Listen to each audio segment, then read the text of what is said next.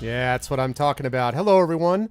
Welcome, everybody, to a stream of Adventures in Middle-earth, Wilderland Adventures, Day 2. I am your host, Arvin Elleron, and the lore master for this session, and I will introduce you to my wonderful players in just a minute. But before I do that, I want to remind everybody the ways to support the stream. Exclamation point CTT will allow you to tweet out the stream to all and sundry. Exclamation point ARV2 will allow you to get over to my YouTube channel, where you can check out past broadcasts of the stream. Exclamation point Steam Group will get you over to the Arvanauts Steam Group, where you can hang out with the Arvanauts in between streams. Same thing for exclamation point Discord, where we're doing more and more stuff. So definitely go over and check out Discord as well. And last but certainly not least, exclamation point Arvtreon. This is my Patreon. This is basically my subsystem until such time as we get the subsystem, until we get partnered. This is what I'm using. So please use that, because it allows you to do lots of stuff. First of all, individually, it allows you to get epic poems written about you, character backgrounds written for yourselves. It allows you to get a copy of my band's albums. It allows you to get inspiration to help people in Dungeons and Dragons and sessions and Middle-earth sessions like this one. So there's that. And of course, it helps the channel as a whole. When we get to certain levels, we're able to do things like have special events. We're able to bring people on board, to pay people more money. Lots of stuff happens if we're able to support the Patreon together. So I'd love to see that move northward again. If you're able to support it, it's never a requirement, but is always appreciated. And again, it's exclamation point Arvtreon, ARVTREON, to make that happen. This is day 2, as I said, of Adventures in Middle-earth Wilderland Adventures. The last week, for those of you who've been following me on Twitter and elsewhere, this has been kind of an adventurous week for me, by which I mean it's been a really crappy week, health-wise and otherwise. I was laid low by a stomach flu and other stuff going on, but I am, recovered from the stomach flu and, working on recovering from the other health stuff as well. So I apologize for some of the disruptions in streams and things like that over the last week, but like I said, this is what's been going on. But we've got Adventures in Middle-earth going on today. We will probably not have a GOG stream this afternoon, by the way, relating to still dealing with the aftermath of health stuff, as I mentioned. But we will be back on Friday for the final of the Talisman Tournament. I want to remind everybody about that. That is going to include Shadowed Mage and Brahms, and I believe, as I have suddenly forgotten, I've forgotten who the third person was who got to the Talisman final. Someone in chat can remind me who the heck where the actual last one is, because I don't actually recall who got to the finals besides those two people. Oh, wait. And no, not and Dragon Spear. There it is, a Little Muffin. That's right, it was Muffin. Yeah, that's right. So Shadowed Mage, Brahms, and a Little Muffin. So they will be going on. And that actually should be, I believe, not 9 p.m., but 8 p.m. So hopefully we can make the adjustment to that command. It's not 9 p.m., it's 8 p.m., I believe. I want to double check that. But I believe it's 8 p.m. to accommodate Muffin. So that should be a little earlier. That will start at 8 p.m. on Friday. That will be the Talisman Final, which will be good times. But for today, we are continuing a campaign I am super excited about. And we are going to be doing a giveaway at the end of this stream. We're going to give away again a copy of the Player's Guide and a copy of the Lore Master's Guide for the new Adventures in Middle-earth setting produced by Cubicle 7, which is an official sponsor, which would be lovely. Thanks, Dragon. I appreciate it, man. So that would be really, really cool. So that is sponsored by Cubicle 7, so our thanks to them. And I am now going to unmute them, and I'm going to head on over to, there we are, to my wonderful players, who you see below us, who are all excited and ready to go. And I will start, as I usually do, with the Sir not actually sleeping at the moment, because we were just speaking to him for a little while ago. And that, of course, is our good friend, Trendane Sparks, who's right below me. Hello, Tren. How are you? How's life, sir? It's good timing with the... I was going to say, like, what I think about this is... So welcome, Tren. How are you? It's garbage day here in Fremont, California. And, I set my alarm a little too early and went to sleep about 3 a.m. because I was, laying here fantasy. Because I started watching this new TV series called Humans. It's a British TV series about people owning all these robots called synths. That show rocks. It's really good. So I was like, okay, I'll just watch one more episode. And then I'm like, oh, one more. And it's just going through like, So like finally about 1 a.m., 1:30, I was like, I have to go to sleep. And so I laid down and I just laid there staring at the ceiling, imagining what would I do with a robot like this? Well, okay, I'd have a lot more fun, maintaining the house. It would be much easier. I'm like, just go to sleep. And so, yeah. Anyway, for this game, I am playing a Beorn, which are the peoples who have gone to follow Beorning, who have gone to follow Beorn, the big skin changer dude from the Hobbit. Wow, it's going to be one of those mornings, and it's after. No, it's not. Never mind. Just go. Okay, so that's what he'll be playing as he tumbles to the turf and tosses the ball ahead just in time to our good friend Will, who is below him. And according to Will, it is a beautiful day in merry old England. Is that true, Will? It's a beautiful day, but it's disgustingly hot. We have no AC. I'm stuck in a hot room by a hot computer, and I'm slowly. And you're so hot yourself, according to being a sex icon, as you described yourself. Sex icon. What can I say? There's a certain heat which emanates off. For those of us who are directly above you, it's just radiating. Yeah, we can feel it from here. I mean, exactly. God. What I like though is that of the color schemes, your room looks the bluest. Like it looks coolest. Cool. You know what I mean? Even it's just like, God. Well, thanks, Will. And I'm not going to make everyone introduce themselves every single week, but just very quickly. Yes. It's been a whole week. I'll be playing Robar Staunton, who is a Dunedain wanderer. He's a ranger of the north, and he's trying to kind of win back some of his family name, I suppose, and the name of the Dunedain as well. So that's my task for today, and be Northern Irishy and gruff. That's my plan. Yes, to basically be Liam Neeson. This goal is to make him as much Liam Neeson as he can possibly be. Yeah. Need a daughter. Moving right along, someone who really, of all of us, is the only person who should have a right to complain, because being in the American South, that's where you'd expect it to be hot. And that of course is Lauren. Welcome, Lauren. And is it brutally hot right now? No? I left my air conditioning on like 65 all night and then woke up late, so no, I'm freezing right now. Outside, it's like 40 degrees higher. Okay. Oh yeah, pretty much. We've got like a tropical storm or something coming in. Anyway, it's fine. I'm Lauren. I'm a filmmaker. I'm in grad school down in New Orleans, and today I am playing a Hobbit treasure hunter named Rosie Burrows. Her main thing is hiding right now for reasons unknown, but she's not very good at it. Well, she's super good at it when she tries, but she's also very, very curious and likes talking to people. So We'll see how it goes. I was going to say not very good at it. I'm like, no, she's super good at it, but she just loves socializing. It's bad. Okay. I am looking forward to seeing we're going to get a chance to see more of that socializing in action in just a bit, actually. That's going to lead us down in good order, of course, to our good friend Terry Toons, who's at the bottom of the row today. So, Terry, is it also brutally hot in Germany, or is it or how is it? It's 33 degrees outside Celsius. Okay, yeah. Which means 170 Fahrenheit, right? Yeah, pretty much. Approximately, I assume. It's awfully hot, but I live. I hope. You could actually stand to come up a bit, by the way, Terry. Mic-wise, I just noticed you're a little quiet. Oh, okay, sorry. That's okay. And you are playing? I am playing Inge, daughter of Ida, a dwarf from the Erebor, who has set out to find her place in the world, because apparently the Erebor is not her home anymore. So that's her thing. That's her thing. These guys last week had a chance to meet each other for the first time. And this will actually be the quickest summary that I ever have to do, because we didn't get all that much playing last week. These folks came to Lake Town by various ways and means, and were essentially doing the tourist thing. They were out looking on the shores of the long lake, looking out towards where Smog the Dreadful's body supposedly lies.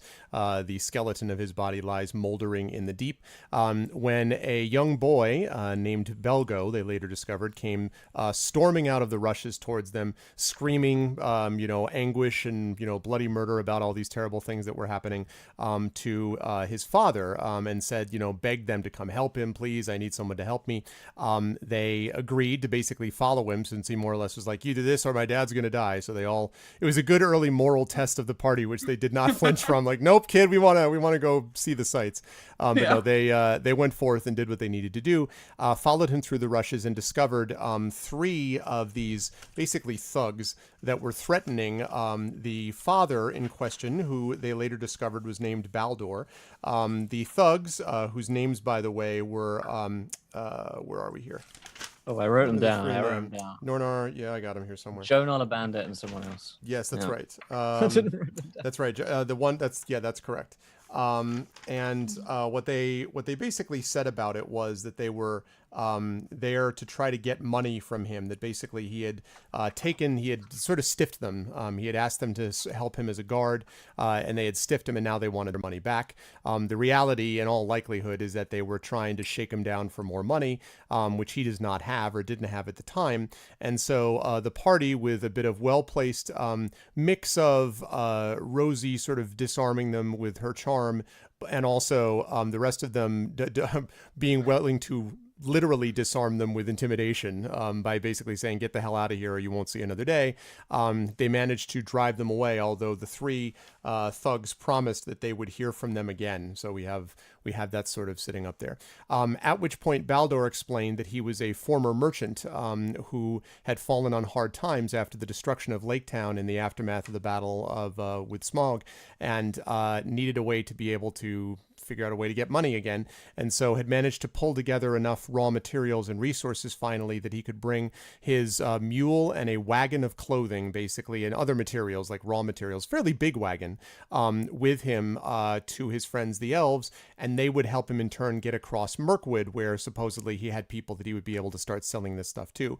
And so he hired the party on the spot. The party all agreed that they would try to help him as best they could to try to get across Mirkwood, even though they didn't really know a whole lot about even themselves, as I mentioned. So they still are sort of learning about who they are, and that of course will continue for some time. And so as we pick up the adventure here, and that is correct, Rakam, it is indeed 5 years after Smaug was killed. That's what the Wilderland Adventures, or I should say Adventures in Middle-earth, is all set 5 years after the defeat of the Battle of 5 Armies and the defeat of Smaug. And so I'm going to start up our music here again. All right. And now, every time this music starts, I just want to feel like, imagine yourself in a safe and comfortable place. Okay. And we will get back into it here. And welcome to everybody in chat. It's a pleasure to see everybody here. Here we go. So, these guys had just left the clearing with Baldur and with Belgo.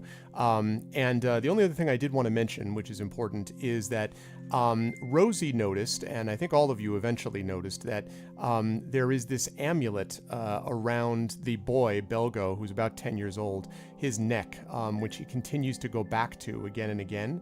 And it's not clear to any of you as to what this means, those of you who have seen it, what it means, but it seems to be something that it's like a, like rosary beads would be the equivalent, something where he goes back to it fairly often, especially when he's agitated. And that's something which, perhaps you'll take note of over time.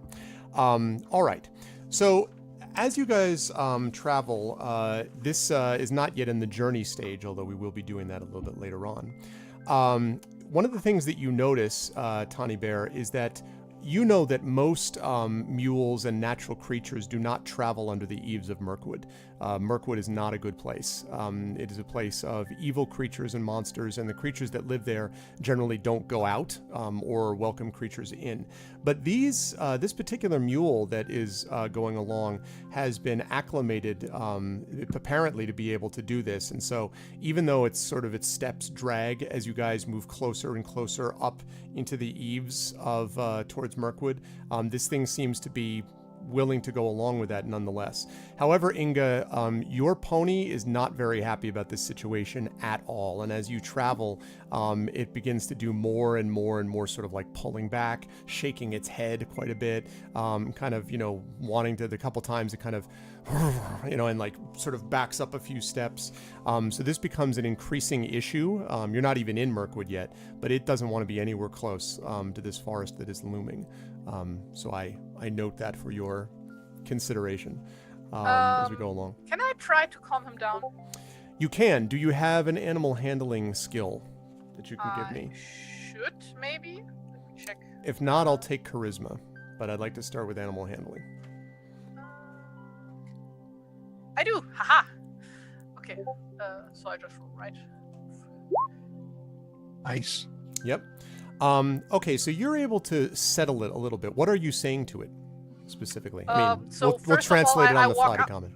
So I basically have him at, I do not know the English word, like the leash thingy. The harness you're talking about, or the Yeah, saddle? basically, and I the like reins? because he carries all my stuff, I don't ride him, so Right. he walks like behind me basically. Right. And like while he's trying to pull back, I turn around, and like put my hands on his head and go like shh. Okay. Shh. Everything's gonna be all right, Lilleman. Everything's gonna be good. So and, like he's just like whisper to him in Right. a very calming voice. So he seems to calm down a little bit, and he kind of nuzzles against your hand, but you can tell that he's still very like, his eyes are a little wider than normal, and he keeps sort of staring ahead of you like, as he kind of is staring up at the imposing shadow of the, as it's getting darker as well as you guys are traveling, of the shadows of the approaching woods. And Belgo, who has dropped back a little bit from his father, says to you, that's a nice horse. That's a boy, right? Yes. Yes, he is indeed a nice horse. You want to pet him? Oh, yeah, if I could, that would be great. My dad lets me pet the mule sometimes, but he's not as much fun. So he kind of comes up and he looks. He's about at 10. He's sort of more or less kind of at your height, Inga. So so he's over and he kind of pets very carefully, and you can see that he's kind of caressing the horse, and his as he does so, you can see his expression, Belgo's expression, soften a little bit. There's been kind of a fixedness about it for a little while, and you can see it sort of softens as he does this. And you can see that Lilleman seems to calm down even maybe a bit more, and Belgo says, "Yeah, he's a good one. If it were me, I wouldn't bring anybody into the forest. But I guess I understand why Dad says he needs to do it. But it ain't right to bring animals in there." And he looks back over his shoulder at the sort of forest and kind of, not exactly shudders, but kind of shakes his head. And he says, "Do you think we'll make it through okay? I mean, Dad's a good man, but, well, he's not really set up for traveling, you see." Oh. Still just talking to you, Inga. Yeah, did my character travel before you? I mean, she was wandering all about, so... I think it's reasonable to say, not that she went through it, I don't know about that, but she might have. But more likely, she certainly has been on the outskirts of it before, yes. And in other dangerous places, for that matter. Yeah. Okay, then I answer, I think it's gonna be alright, actually. I've been traveling the road for quite a while, so I wouldn't worry too much. Okay, I hope so. I'm Just glad... keep your eyes peeled. Oh, I will. I'm glad you're all with me. Do you think the big one there, and he points at the back of Tawny Bear, he says, "Do you think he's, well, is he friendly?" I wouldn't know. Why don't you go ask him? Well, and, as he says that, he's like, ugh. Like, clearly you've hit the, this is the do not touch area of the brain, right? Like, he's like, he's just so big, you see, and he's kind of gruff. I mean, he helped my dad. I'm sure he's wonderful. It kind of scares me a bit. Scary is good. We are in a scary place. Maybe he can scare any evildoers off. I don't know. Oh, that's true. I hadn't thought of that. All right. Well, maybe I'll do that in a little bit. For right now, you mind if I just walk alongside you and your horse? Oh, what's the horse's name? His name is Lillemanek. Yes, of course you can. Oh, Lillemani. Okay. And he sort of settles in alongside you. You notice, by the way, Inga, that his hand doesn't touch his neck at all, as he's just sort of walking alongside next to the horse. All right.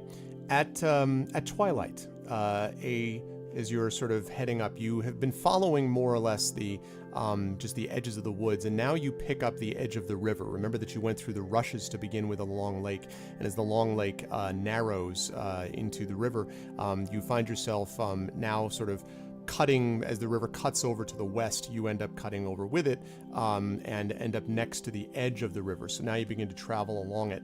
And you do so for some hours, actually, until the evening. And at twilight, a trio of rafts emerge from the mists on the river that roll over it. Green-cloaked figures punt these rafts to the shore. And the lead one in the front sort of looks out and says, "Ho!" And Baldur waves back. He says, "Oh, all right, I knew we'd be okay, son, you see?"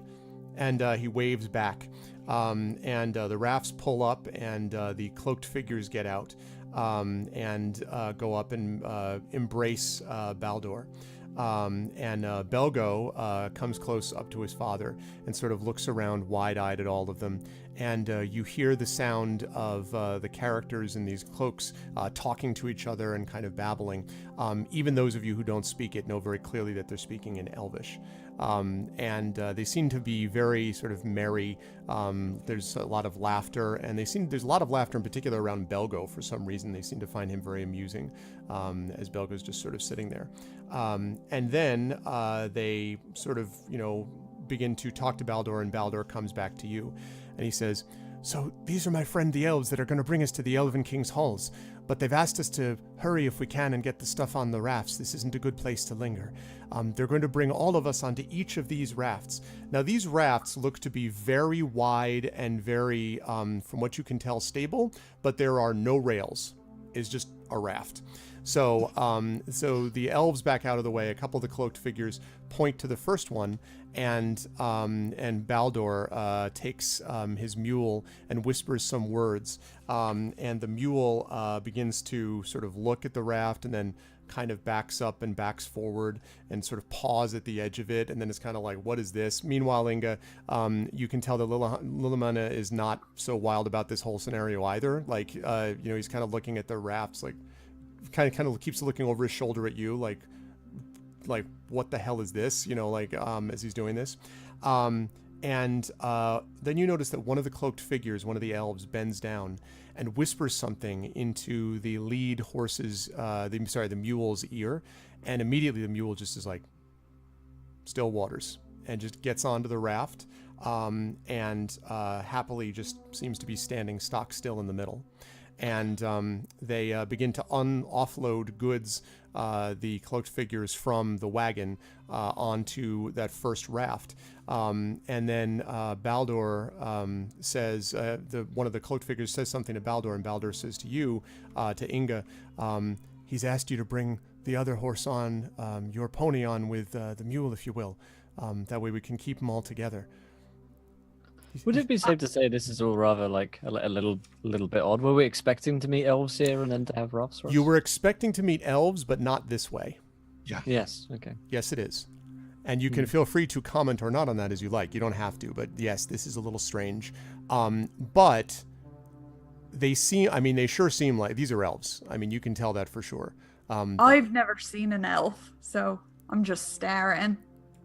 Yeah, they seem to be intrigued in all of you, but they seem to be in particular intrigued with Belgo.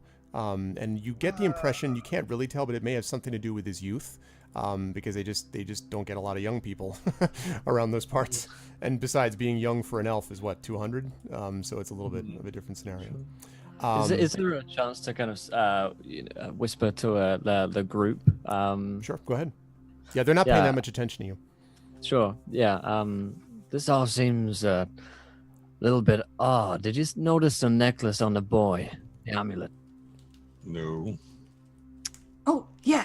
It's copper little amulet. Oh. The elves seem awful pleased to help. What I hear, they're not so kind to folk in their woods. They seem, friendly enough. Oh, I would only trust an elf as far as I can throw one. Ooh, how far is that? I hope we don't have to find out. Right.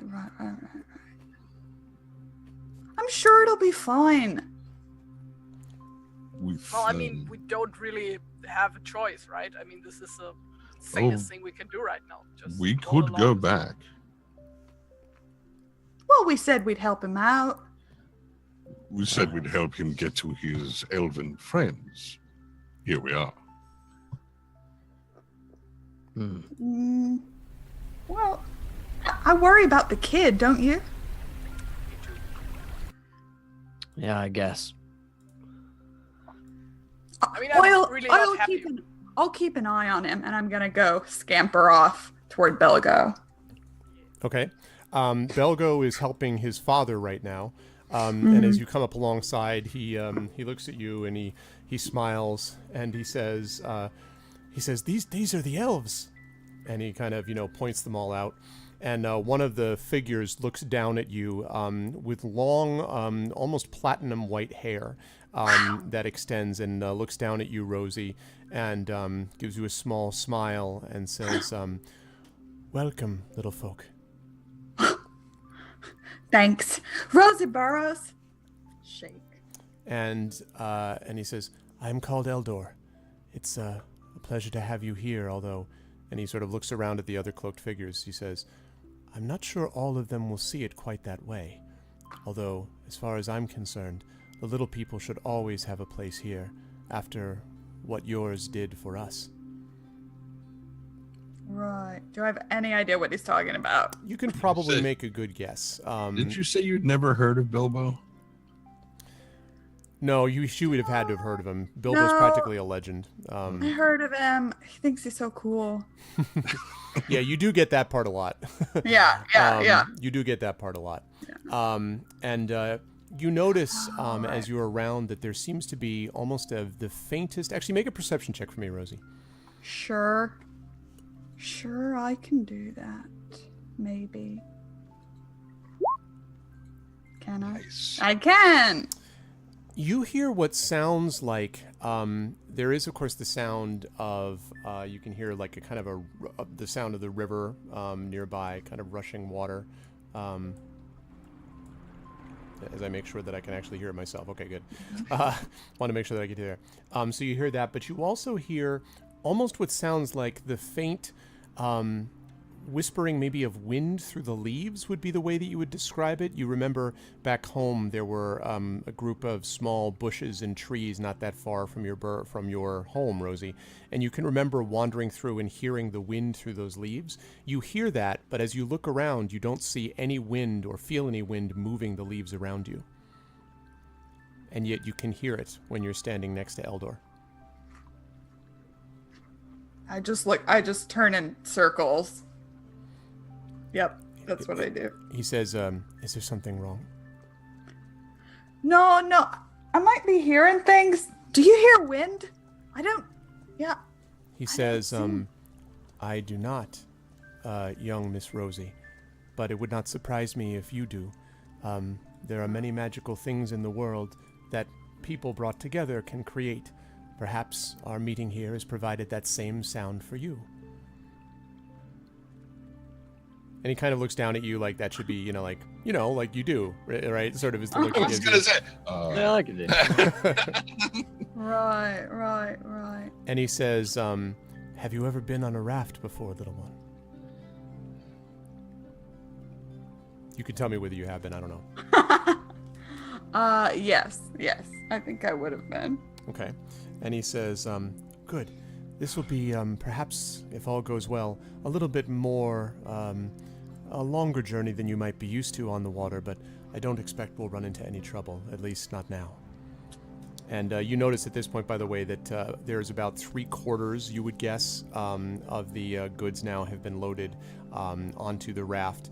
And one of the Baldur Inga has looked back over his shoulder at you again, sort of looking meaningfully at Lilliman, like, so, like kind of wondering if you're going to bring, Lilliman on board. Okay, so like at the elven dude in charge, I glance at him, like very mistrusting. Right. But I ultimately cooperate and like bring Lilliman onto the raft. And Okay. Well, you try to bring Lilliman back into the raft. Let's specify that. You start to bring Lilliman on. Lilliman's like, no. Lilliman's like shaking its head, like again. So it does not want. He does not want to get on the raft. And a cloaked figure steps forward and sort of looks at you silently. This one has actually very dark, longish hair, but otherwise has the beautiful sort of pointed features, and sort of looks down at you silently and waits. Seems to be almost implying a question. I just glare at him and I try to calm Lilleman down like I did before. Like, Go ahead and do an "Come animal on, handling boy." check for me. Okay. This one, Inga, though, is at disadvantage. Okay. Come on, double 20s. Okay, so a 10. So, so you do the same thing you did before. And Lilleman doesn't seem like he's going to go bolting off into the woods somewhere, but he is like, no, hell no, am I getting on a raft? Like he's still not feeling there. And by the way, the mule has just been like, like 15 minutes of doing this loading, unloading thing. No problem. Just stand on the raft. And again, the cloaked figure is just standing there. Doesn't do anything. Just keeps What waiting. you looking at? I say to the elven man with the black hair. Your horse. Duh. So, are you gonna help me or what? You need to ask for it, and then I can provide it. Fen dwarf. Would you help me, please? Certainly. And leans down and says something into Lilleman's ear, and Lilleman immediately is like steadies, nuzzles your hand, walks right on the raft. And practically in formation, walks onto the raft, in formation next to where the Salutes. mule stands. Yeah, exactly. Exactly. Turns around, bows its head. No. But I mean, it just stands there perfectly happily. And the cloaked figure looks at you and sort of nods, and then backs away. Thank you. And I look obviously a bit, Irritated. what's the word? Yeah, exactly. Gotcha. But I just roll with it, I guess. Baldur Robar, while this is going on, comes up to you and says, "All right, we look like we're just about ready to go.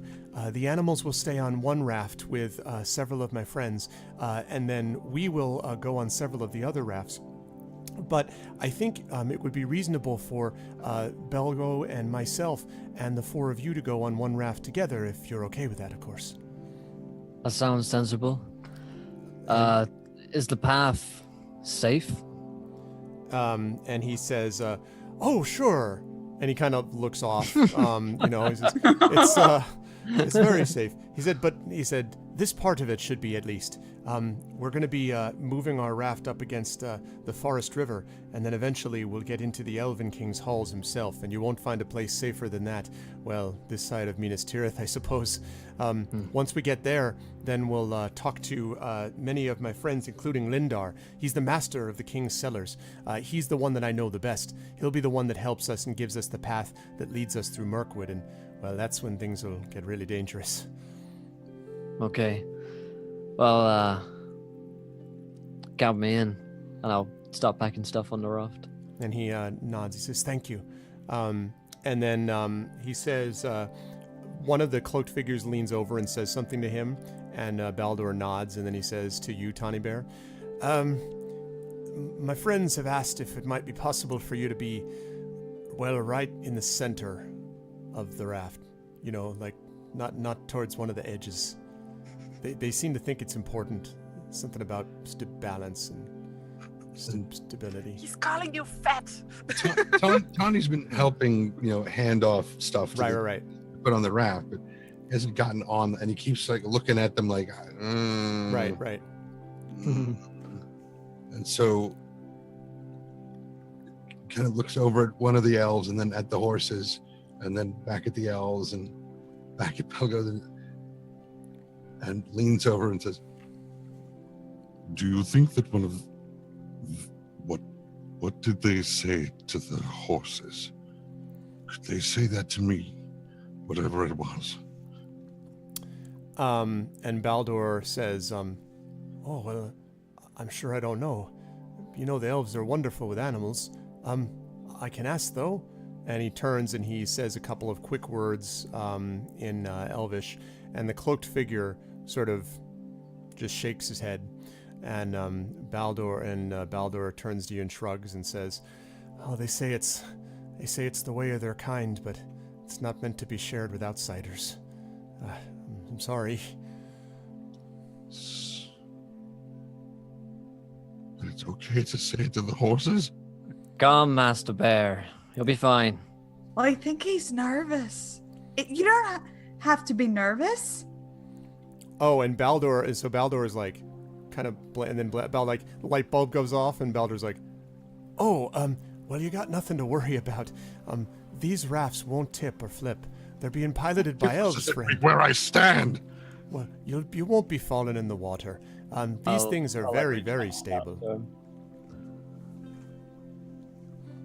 Very, very like little tiny half baby steps. Right. Come Right. So you get onto the raft that's provided, and one of the things that strikes you, Tani, is that as you get onto the raft, it definitely sinks a little, but it's remarkable how little it shifts. I mean, it's kind of like, zoop, and then you're able to walk on top of it. These things are very, very well tied together. You've seen a bunch of rafts and boats since getting to Lake Town. Quite frankly, a bunch of those boats, it's kind of an insult to call them boats, but this is not the case with this raft. This thing looks almost as if it was built by a whole team of craftspeople working for God knows how long. There's no holes or any gaps or anything. I mean, it's, so it feels very steady anyway. And as you get on and sort of stand there, presumably kind of like hands to your side, looking around yourself nervously, I gather, the guys, one of the cloaked figures, says something to another one, and they kind of, they chuckle a bit. And then one of them gets on the raft with you, and sort of nods to you. And the others, the rest of you guys, if you wish, can begin to get onto the same raft if you like. Mm-hmm. Yeah, just hop on Okay. and get to my horse. I'll help the little ones on because I guess I'm a bit bigger than. Okay, so you're able to do that. Yeah, great, because Tani's not going to be helping with that part. Clearly, Tani's just like, no. Tony's going to get to the middle, and he's going to sit down. Yeah, okay. It's like arms laid I out. try to run and jump. I just try to run and jump. I'll catch you. Jeez. Where's the Brandywine Bridge? 20 miles. Okay. So you guys managed to all get on. The wagon is also rolled by itself and then lashed basically to the deck of one of the rafts. There's about 4 of these rafts all told. And then the elves piling on in various configurations managed to begin pushing off with these long wooden poles against the current and push it out into the river. If you were not aware that you were on a raft on a river, it would almost feel like you were just sitting on the forest sward. It's very stable. There's not a lot of rocking or movement. And as you drift along, and of course now, as I said, there are these mists on the river, there's really kind of an unreality to it. It feels almost like you're floating into a dream as these poles continue to push into the water and push you forward and move you forward. And that continues. Now the question is, are you guys going to do people want to stay up, or do you want to try to get some sleep? Baldur pretty quickly kind of, piles up some clothing underneath him, his traveling cloak and so forth, and lays his head down, and his eyes are shut. And Belgo lies near him, although his eyes are open for a while longer. So it depends if you guys want to set a watch, all sleep, none sleep. It's up to you. I stay awake. I don't trust these elves. Okay. I mean, No, yeah, I'm elves. probably the same. I'll probably stay up smoking my pipe and. Oh my gosh, I want to smoke with you. We're just gonna all get stoned on this raft, yeah? I think that's a quote. I want to smoke with you. I want to smoke with you. Promising D&D streamer brought low by acknowledgement of a desire to smoke. But I do want to talk with Belga more, because I'm just getting maybe a little bit of a vibe about his shiny thing around his neck. Okay. So I want to ask him what it is at some point. Okay. You can do that. He is just sort of lying, on the raft, on the floor of the raft, staring up into the sky. I poke my head over it. Okay. I mean, I'm standing up, but I'm very short. Well, you're not Ant-Man. Let's be fair. Like, I mean, you can at least. All right. So you're able to do that. Okay. And he doesn't notice that you're looking at him. Strange. Belga? And he kind of starts a little bit. Oh, yeah, yes, Rosie. Hi. Hi. So I was just noticing earlier how you had a bit of a shiny thing around your neck, and you keep kind of clutching it. Do you have a nervous tick? His hand, his hand immediately goes up to it as you say that. Like, yeah. You have a nervous tick, blam. And he's like, oh boy. Well, I'm sorry. It's kind of embarrassing, I think. Dad doesn't like it when I do it, but it kind of keeps me comforted sometimes. And Can I be overhearing this, Alvin? You can if you wish to be. The raft is big, but not like 50, 200 feet wide. So yes, it's possible for you to be able to hear it. Okay. Sure. Are you participating though, or just listening? I think at the moment he's listening Okay. and probably kind of smoking up on the side Okay. and pretending not to be listening. Okay, sounds good. So yeah, so he's just got he's got his hand around this shiny thing, as you put it. So what is it? He says, "Well, I'm not really. It's kind of not for me to say." That's weird, Belga. It's just, it looks just like a little, trinket. Is it special to you? Yeah, it's special.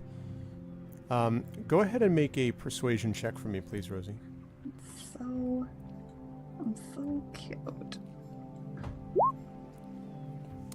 21. So he's like, his hand eventually sort of relaxes a little bit. And you can see that what it looks like really is a picture of a sculpture, let's put it that way, of what looks like possibly a silver bear face or dog face, some kind of an animalistic silver face, a very gentle face actually. And he says, "This is it's the last thing Mama ever gave me." And he kind of looks back up and into the sky, and he says, "You ever feel, Rosie, like you don't understand anything and nothing makes sense ever?" Yes, frequently. Because, well, I feel like that a lot, and the older I get, the worse it gets. And it's been that way since Ma died. She died when he fell on the town. Dad and I weren't there. She told me to go get him, and I went running out of the house, and that's me, always running to get help, always run somewhere else. And then he fell, and all I had left was this. And you can there's an edge to his voice, very obviously. Mm-hmm. Oh, emotions. Oh boy. Oh no. I'm really I'm glad I'm listening not to playing them. I'm any not of looking at them. I'm No. looking at the river and the surrounding areas, but I'm Okay. listening. I just reached my hand out and give him a pat. I'm so bad at emotions. He doesn't react. He just sort of looks up. His face kind of is tight. You can see his eyes are glittering, reflecting the light of what now you see is like a half moon that has begun to emerge in the sky overhead as you hear the quiet sounds of the poling of the rafts up the river. But he doesn't respond. Still got his hand to his back, like not clutching it yet, but it's like encircling it, the device and the item. And you can see as you look at it that it's a very, well made, and looks to be, it probably would be worth a lot of money. It's the kind of thing that you don't know how either his father was either Baldur was very rich before all this happened, or this is the kind of thing you would keep in the family for generations. You know what I mean? This is not something you just bought at a market for a couple of copper. This is very, very nicely made. I know what I can do to not be so awkward, I'll take out my fiddle, Okay. and I'll just kind of play as we sail. Okay. So you play. So this fiddle music you guys begin to hear in the background, and there's actually one of the person who's poling the boat. As it turns out, the person who's poling your boat is Eldor, Rosie, and Eldor looks over his shoulder, sort of not startled exactly, but kind of quickly, and then sees you're playing the fiddle, and you sort of look at him, and he kind of opens his mouth. And then he sees you sort of sitting there with your hand on Belgo, and he closes his mouth and turns back to what he was doing. Oh, right, 'cause danger. Oh, well, I'm committed. Okay. And you fiddle for a while. Yeah. Okay. Tiny Bear, by the way, are you asleep during this? There's no way. Okay, no. No way. Tony's Are you in the fetal position? Like, No, he's sitting, cross-legged with his arms kind of spread out. It's like he's trying to meditate, Yeah. but he kind of just trying to calm down. Okay. But the part of Belgo's thing sounded a bit more like outburst than whisper, especially when he was like, "I'm always running. I'm always, Yep. running away to get out." Yep. Could Tawny hear that part at the very least? Let's find out if he did. Make a perception check for me. Oh God, no! I have to roll. I'm looking at my character sheet as I'm asking this question. Just like me. Your senses are, I would say, at a heightened state of alert at the moment. So Maybe just a bit. 11. did you just roll 2 dice there? Well, it's set to automatic. I don't know what's going on. I'm trying to figure You just. I just want to know which one to pay attention to. The first one, the first one. 11. Yeah. The 11 on the left side. I don't know what the hell that Yeah, 7 if was. it were advantage, then you'd pick the higher. No, I know that. I'm looking at the 3D dice on the screen. It was confusing me on top of it. Yeah, so the 11. Yeah, you're able to hear that. He wasn't really trying to keep that secret, although very clearly he's not interested in displaying this all around the boat, but yes. Trying to focus on anything other than his current situation. Mm-hmm. Yep. Tony kind of turns his head and looks towards. So do you know what your mother did? And he sort of looks over at you because I don't think he realized, that he didn't realize that you were listening. And he says, what do you mean? She did what all parents would do. By sending you away, she protected you. She saved you. And through that, she watches over you. And he sort of, you see him kind of processing that a little bit, and then he's like, doesn't know, what does it matter if she's not around? If I got sent away, and my dad could have died back there too. And then where would I be? Safe and with nobody.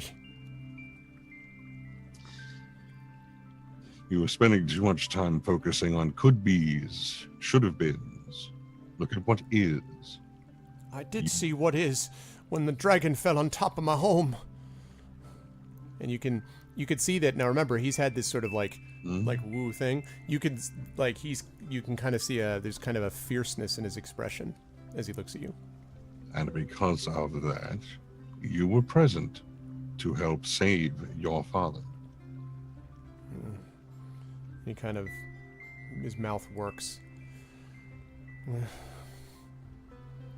I don't know. And he kind of sort of stares up, again. Not knowing is fine. And he looks back over after a few minutes and he says, thanks.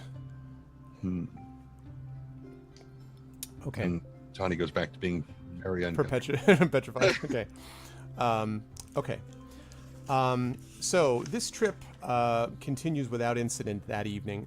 Those of you who were suspicious are pretty tired the next morning, but the trip itself is fairly straight ahead without too much difficulty. You, after several days of this kind of travel, the land on either side of the rafts rises and it's becoming more stony and wooded. And soon you see the canopy of the trees overhead. And it's almost as if you're sailing up a dark tunnel as the elves pull the rafts underneath it. It feels very much like the outside world is being shut out. There is a deep darkness here. Those of you that have the ability to see in dim light are in a better position than those of you who don't. There are a couple of lanterns that are hung on poles on the front of the rafts, but you get the impression that they don't do a whole lot of good, and you get the impression that they're more for the human, like people on top of the raft than it is for the elves, who don't seem to be paying much attention to where the light is going. Over time, you notice there are these sort of tall hills in gaps between the trees until eventually the river widens and the trees grow thinner once again. And there is a bay that opens, and huts cling close to a shingly shore. The elves steer up a stream which flows out of this rocky canyon, and you notice that the flow is beginning to go up a little bit. And Tanabear, this is not the most pleasant part of the journey for you, because although the raft is not like wildly shaking, it's definitely a little more, unsteady. And there are these canyon walls that grow higher and higher. And then all of you who are staring forward might be able to see something. Make a perception check for me, everybody.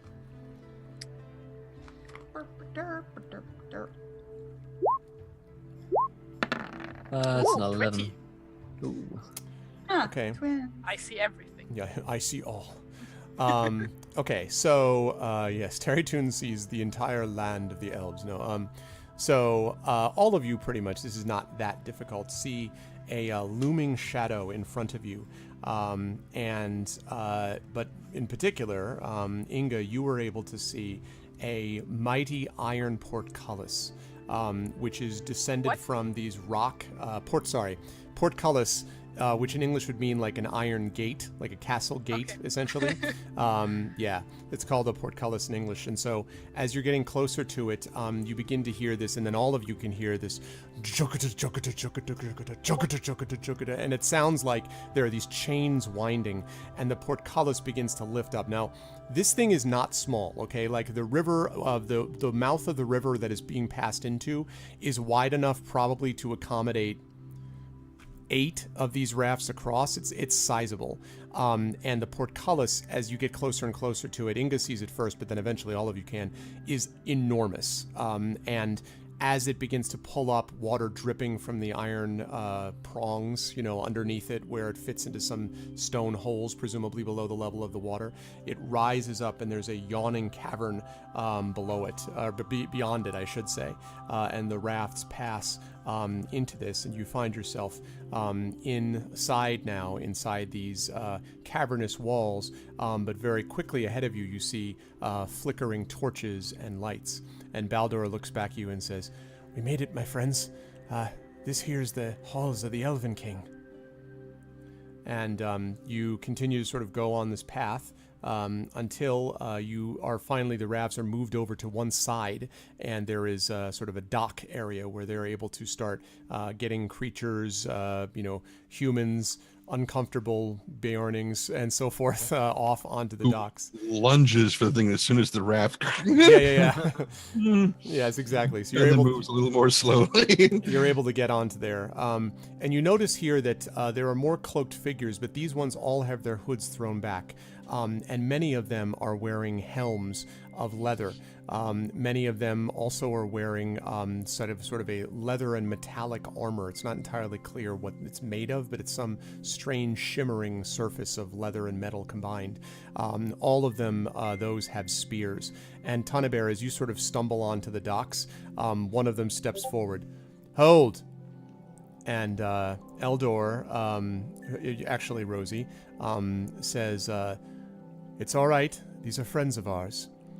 It'll be determined what they are once we've had a chance to see more of them, but they should learn manners to come when they're asked and not before." And Tanabear, you are now aware that there are about 4 spears pointing at you from all distance, from like all around you, as the ones above you look at you sternly. Oh, hands up. Okay. And Baldur waves. Before you can say something, Tony, Baldur waves and says, "It's all right. They're with me. He's with me. They're my guards." And the four sort of continue to hold their spears at him. And the one who spoke initially says, "Whoever they are is irrelevant. What they do is what matters. Tell this one to stand up." And he's speaking in common, so you can understand what he's saying. He says, "Whatever this one is, tell him to stand up against that wall next to me." He kind of jerks his head over his shoulder towards this blank space of wall, a cavern wall, which is nearby. And again, you can understand what he said, Tawny Bear. So Baldur kind of looks at you like, shrugs with this kind of weak smile. That smile is not returned. Right. Right. And turn back towards Mr. Am I taller than that elf? That's a good question. Probably you are, but not by a lot. You're certainly bulkier than he is, that's for sure. Let me take a look. Probably weigh about as much as one of the ponies, so, Yeah. 6 feet tall or more. So he would probably be... yeah, you're probably a little taller than him. A few inches, I would say. And the spears, by the way, are held up just to allow you to rise if you want to do that. Allow me to what? To rise if you wish to do that, because you sort of stumbled forward like on your hands and knees, semi. You know what I mean? Like writhe. I was like, okay. If you wish to rise, no, rise. That'll certainly endear yourself to them. No, to rise. Okay. Well, that I do. I do stand up. Okay. And now coming up above the level of his face. If you would have a request to make, please do so yourself. And he says, he sort of, looks up at you, not by much, but I mean, more or less looks you in the eye, and then says pointedly, "Perhaps you could explain to the outsiders, Eldor, that it is not the decision of the guest what the host chooses to do in his home." That is true. I've heard that. And Eldor kind of shakes his head and says, says to you, Rosie, you better do what you can to calm your friend down a little bit. Not all of us are as understanding, perhaps, as we should be. And he kind of fires a look up at the one who has spoken, and the other one just sort of haughtily continues to hold your gaze. Yeah, snooty mixed snoot face. Tawny Bear, do you want to come stand against this wall with me? I think it could be, diverting. How could I resist such an incredibly polite request? Yeah. And move over and stand with her. Okay, so you do that. Now, Inga and Robar, you were still on the raft, and the one who spoke initially says, "These others must go against the wall as well." And then he catches sight almost of the first time of you, Inga, and he says, "Especially that one." And you can tell that there's an extra even little edge in his voice, Inga, when he sees you. And you see Rosie and Tawny Bear standing up there, and Robar, you and Inga are still up on the raft. What do you say, Dwarf? I just glare at this guy with like the most evil and agitated look I can give That makes two of you, because that's what he's doing to you. I'll put a hand on your shoulder and just kind of like lead you away. Wait, just a second before he does it, there is like a moment of like the two of us just trying to stare each other down. Yeah. There's a stare down moment. Yeah.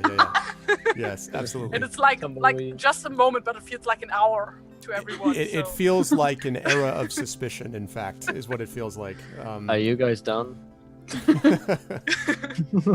And then I'm just like, I walk to the wall like slowly, but and just like keep eye contact with that guy, like keep trying to stare him down. No, Dragon Spear, I don't think that's a dwarf flirting. I'm pretty confident that's what's going on there. It is hard to tell sometimes. Right, that's the exact same way though. Like in courtship, It's he's also getting a a stare totally down. different. He's getting a totally different signal. The elf. He's like, she's into me. Right. She's like, I mean, she's like, that son of a bitch, you piece of yeah. Okay, so they stand up. So you guys pass to next to the wall. Robar, as you pass the elf, which has been sort of looking at each of you, I would like you to make an insight check, please, for me. I would love to. Let's see my Wait, insight. everyone or just him? Just Robar. That's 20. Okay. Wow, you guys are getting this a natural 20. It's no big deal. It's like, I see, I understand all things. You get the impression, in fact, you're almost positive that the person who was speaking has some kind of noble or royal bearing to him. You notice that the other elves around him seem to slightly defer to him almost, like it's subtle. He doesn't give orders exactly, but you notice that whatever he says immediately gets done by all of them one way or the other. And it's something that you are used to yourself. Like, I mean, you know a little bit of this feeling, and you get the impression that there's something in this one that makes that happen. And so as you stand next to the wall, Baldur finally gets off once all the goods are there, and says, "It's and bows to that same person with that regal bearing and says, It's my pleasure to be here, Lindar. Thank you for seeing us." And Lindar says, "You realize I do much in allowing you to come this far, do you not, Baldur? If the king were to discover that I were allowing outsiders in here as part of a personal favor, it would do me some discredit." And Baldur nods. He says, I do, and I thank you." And Lindar says, "Well, that is what friends do." And as he says friends, it's sort of like someone came up with a new word, like it's what friends do. So you can tell he's not very comfortable really with the word. And or the concept. Right, or the concept, exactly. And he then reaches his forearm forward, and you see Baldur grasp it. Which Robar, you were in particular like, whoa, what the because there's something, like there must be some bond that exists between them. And then Lindar turns to face the four of you, and he says, "The question now is what is to be done with you before we can set everything up to provide your passage across the forests of Mirkwood. I need to decide what your disposition is, your demeanor, and whether you have the right to remain here or elsewhere as your station would otherwise befit you." So this, folks, is where we're going to do what we call an audience. This is one of the newer mechanics that's set up here. And the way that we do an audience is going to be like this. You guys are going to have to choose someone of your group that is going to be able to make what we call a traditions check to basically introduce the group, explain why you're trustworthy, not terrible people, etc., etc. However you want to do that, your role-playing is going to make a difference one way or the other. And then we're going to see with a die roll, hopefully modified positively based on some of the things that you say, we're going to see how that actually benefits their reaction to you, whether they will give you lots of support or whether they will be like, GTFO, you punks, get out of my face. So we will see what it is that's going to happen. But one of you has to be the one who does this. And traditions is done using that particular skill should be on your sheet, but it's based on intelligence. So it's up to you in terms of who you want to be the ones making that decision. Oh, Inge should totally do that because dwarves and elves of Mirkwood have such a What great could go history. wrong, right? I couldn't agree more. I mean, that's. I am proficient in traditions. If we care too much about that. I nominate Robart. Yes. I think you mean Yeah. it. Toddy Bear 0. Seconded. All right, I guess I'll talk to him. Okay, so you step forward and he looks at you, waiting for you to speak. Yeah, I'm gonna first of all like shoot Inge a look, like cut the eyes with this guy. And I'll say, hello, friend. We're traveling as guards, and that word is very distasteful to me as I say that. Mm-hmm. To your friend here, Baldur, and we've come this far because as kids we're trying to look after, and well, we don't really know each other that well, I am Robar Staunton. This is Tawny Bear. This here is Rosie. And this is Inga. We mean you no harm. Indeed, we wish to have little to do with you. So you can trust us. And he kind of looks at you when you say the little to do with you and is kind of like, you feel some disconnection, some distaste for being here, perhaps? I merely see no reason for us to tarry any longer than we need. And he kind of, Want to be out of your hair. And he raises his head and he says, "It's my job to keep the peace in these halls. Can I be certain that all of you will show the appropriate courtesy? Will any of you happen to stumble into barrels in the process of waiting down here? Will you threaten any of the Elven King's people? Can I trust that you'll be controllable while you're here?" By the way, you notice that Baldur and Belgo are both kind of nervously looking back and forth, like watching the tennis matches, like you guys are talking. Why would we stumble into a barrel? Dealing. Yeah, I say we have no interest in barrels or stealing anything, harming your people, or interacting with them any more than we need. And he nods his head slowly and he says, "We'll see whether that's true." Okay. Now, does anyone else want to jump in one way or the other? I have a question. Sure. So, something about being the Herald. Whenever you enter a new community or meet a person of note, you may have a flash of insight about them.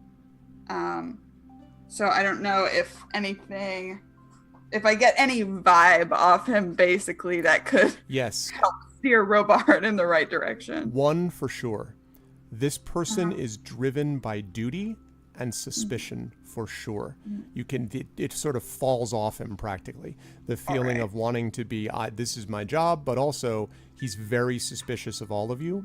And in particular Inga. And maybe a little bit Tawny Bear because of the initial introductions. But duty for certain. Yeah. Yep. And by the way, I'm glad that you brought that up. That is something that is a flash of insight that not everyone would necessarily have had. Although Robar had a feel of it, it's a little bit different for the way he imagines it, though. You get a sense that this is a guy driven by his duty. I'll probably add, we've traveled with your people this far on rafts. None of them have come to harm. I'm sure none of them have any complaints. You can ask them if you wish. And he kind of flashes, his gaze flashes over to Baldur, and Baldur says, "It's true. None of us would be here without these people.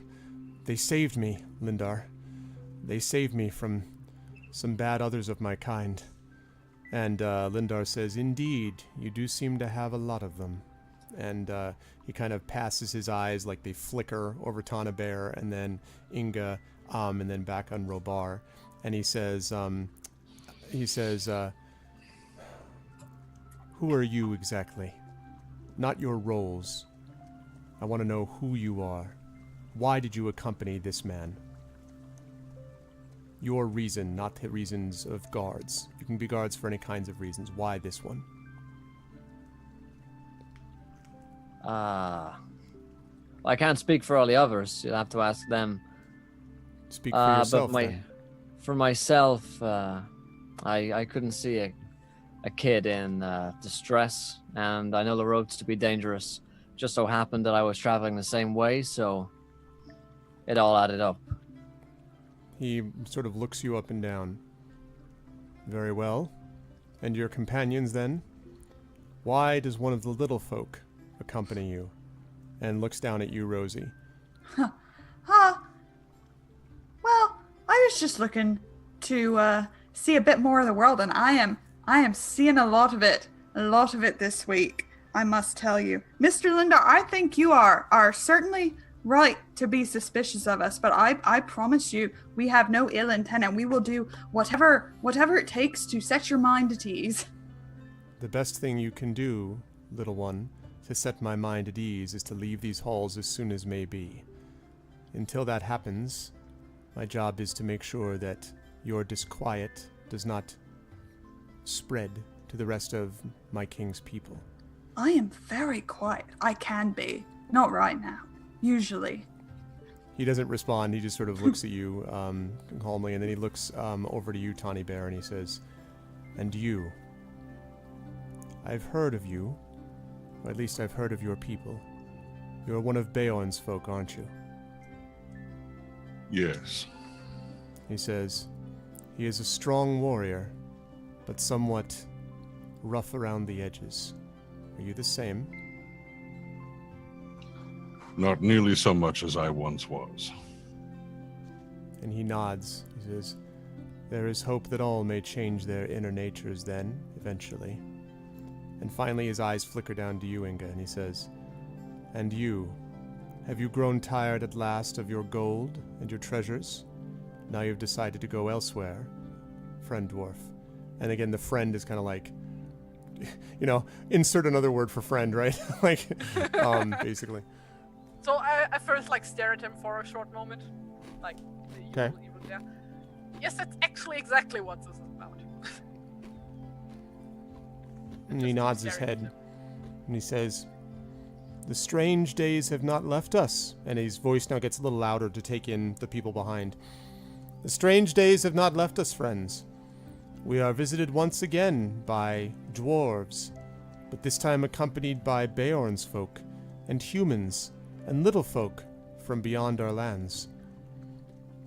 I had thought that the songs would slow down some with the end of things, but it appears we are in for more excitement in the future." And a couple of the people in the cloaks behind him sort of chuckle, but the men, the elves that are holding the spears, are just like silent. These guys do not have, we in the FBI do not have a sense of humor that we're aware of, man. That's pretty much the way that these people are. Okay, what I'm going to ask you to do then is I'm going to ask you, Will, to roll a check for me on traditions. And I'm going to give you, as I balance out all the various things,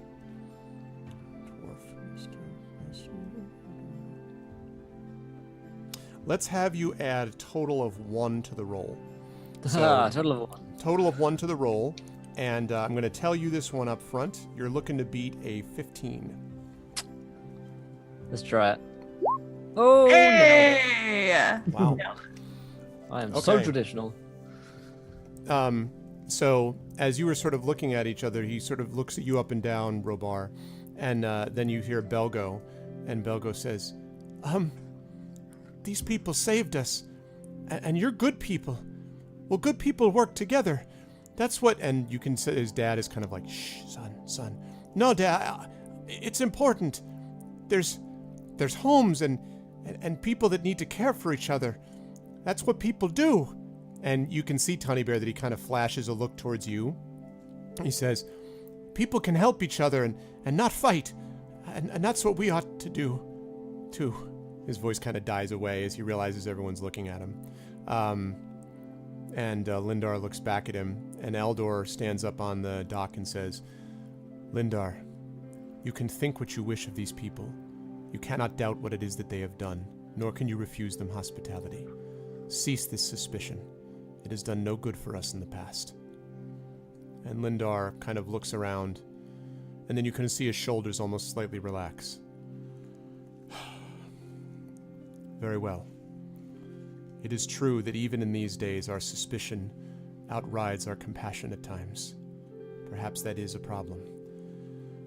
You must excuse me, but you do not know the price that we have had to pay for our indulgence in the past.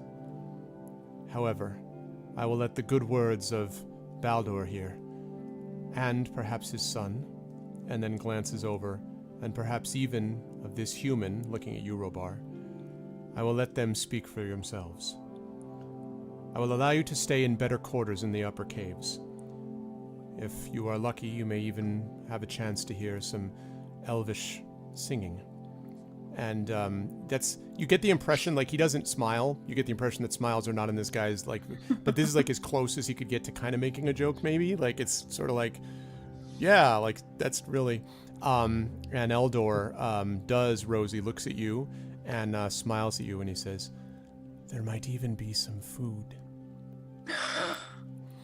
I mean, I would hope so. Yeah. So you guys are brought upstairs to these beautiful quarters with, now there are soft beds, and then there are these, okay? You've been on a feather bed. Have you been on a feather bed with like double marshmallow, like triple soft foam? I hate how soft it is. It's like, like- too soft. You know? I'm No, sunken. no. You, honestly, this is like being on like a sleep number bed where the number like adjusted to your mood as it shifted. Like, you know, you're like, this is too. Why is my bed suddenly firmer? Like you're just like the bed, and also each of your beds is appointed differently. You notice, Inga, your bed is first of all dwarf size. It is that height. So It's anointed with fingers or whatever. Right, exactly. No. Actually, even Ing's bed is surprisingly soft. There are, in fact, a couple of good bowls that are like filled with water, like the kind of things you'd want, like wash basins and things like that. None of this frilly elven garbage. Like it's honest to God stuff. And as you're looking at the bowl, Inga, I do actually want you to make a not a perception check. Give me a history check if you have it. Oh god, no, I don't have history.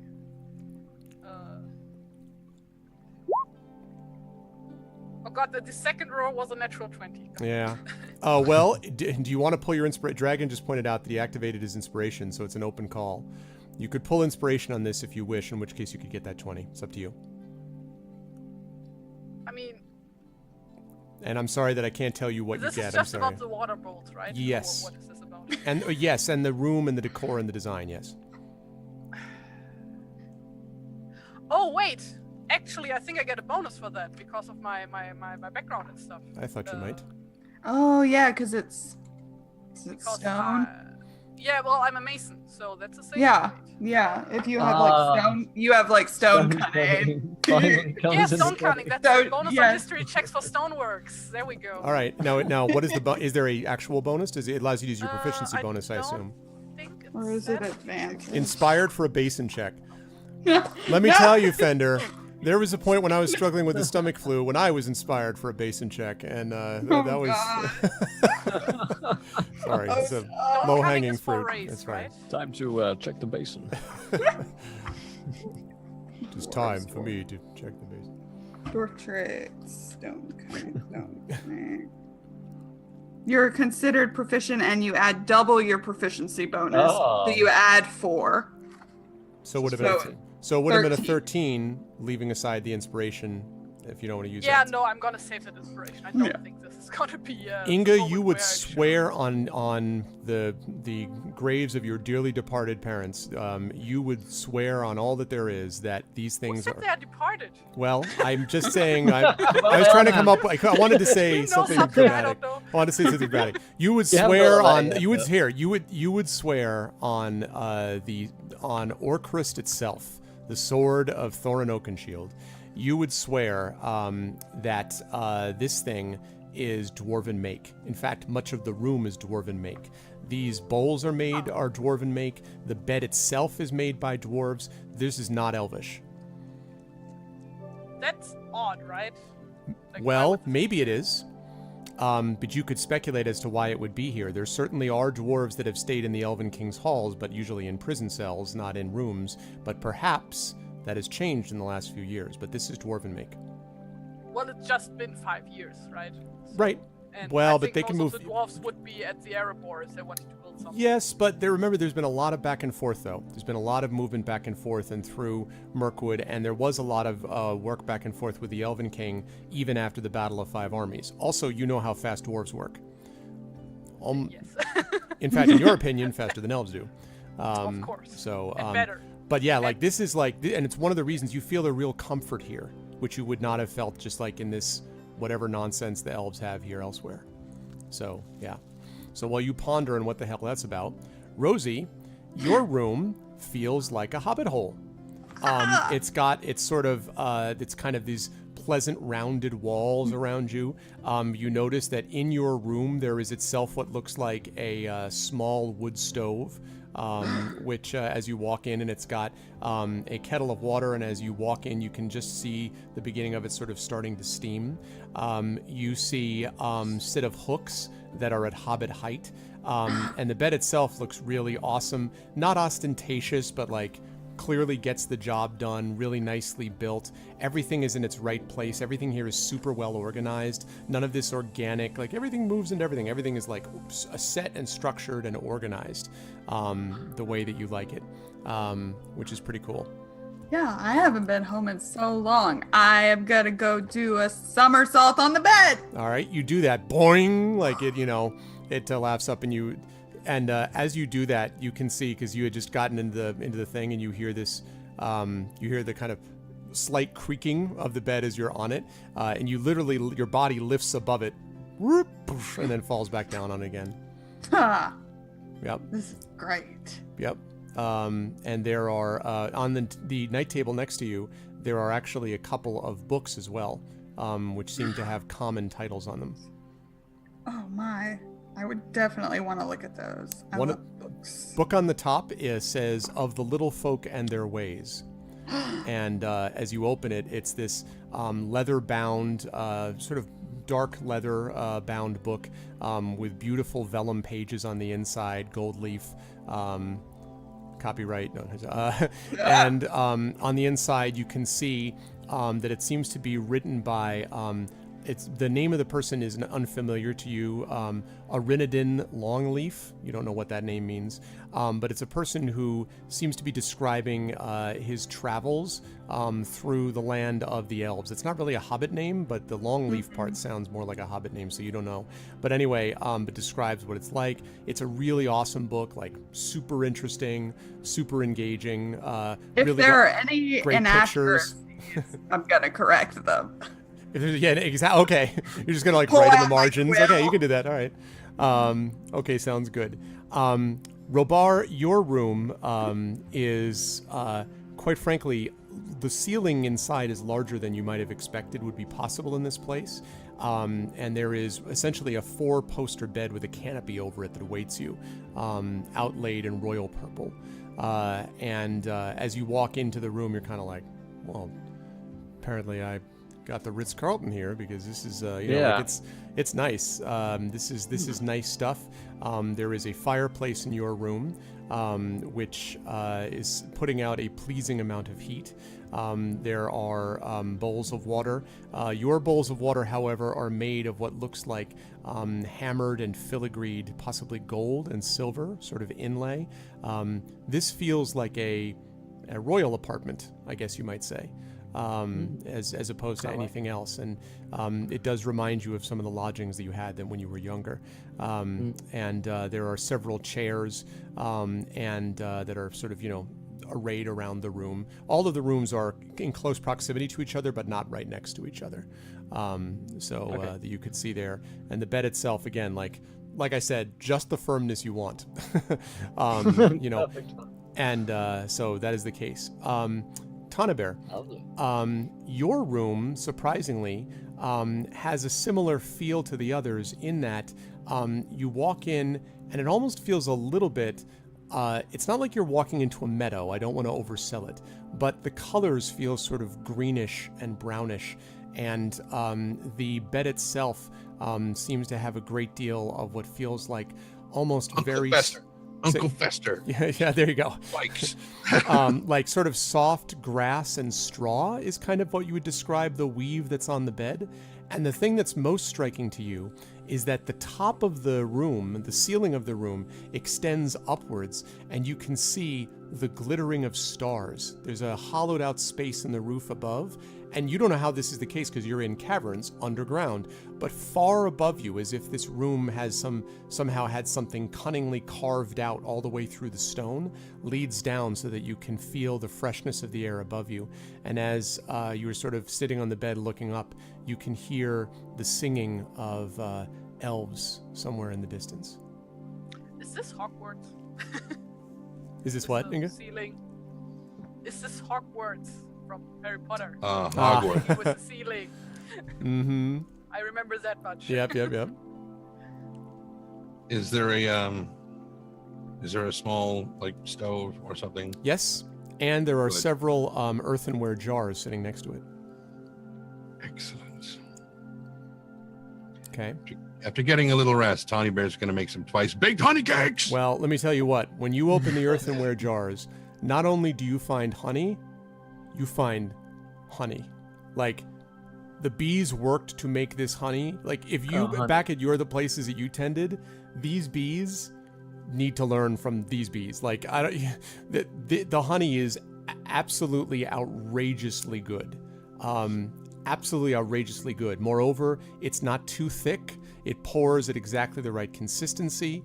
And you were able to put together this honey cake. And Rosie, as you're sort of sitting there kind of looking at the book, reading the book, you begin to sniff this delectable, I mean, just, whew, like, you know, cake smell that you're going to be able to do. Follow my nose. Okay.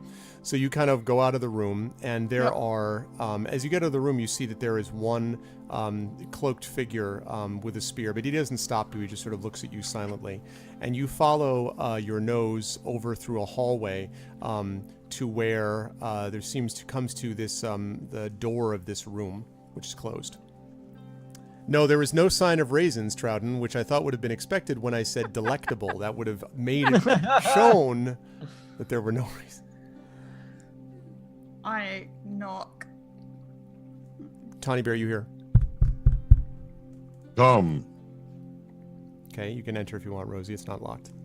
Yep, go it. Hi. Rosie, hello. What you got there? And turn around with a platter of twice-baked honey cakes about yay big around by about yay big. Like as big as my head. Close. Oh. Have one. Oh, okay. If you insist, I mean, I wasn't really getting hungry. I was just about to say, your mouth is not for talking right now. Yeah, this thing is absolutely no joke. Like, it's crazy good. And I'm trying to find, there it is, the twice baked honey cakes. Your journey, blah blah blah blah blah blah blah. Remove the first level of exhaustion required. This is a great day. So, this thing that you have found, Tawny Bear, has actually got a mechanical effect also. Oh, I know. That's why I started thinking about it. No, but no, I mean an additional one though.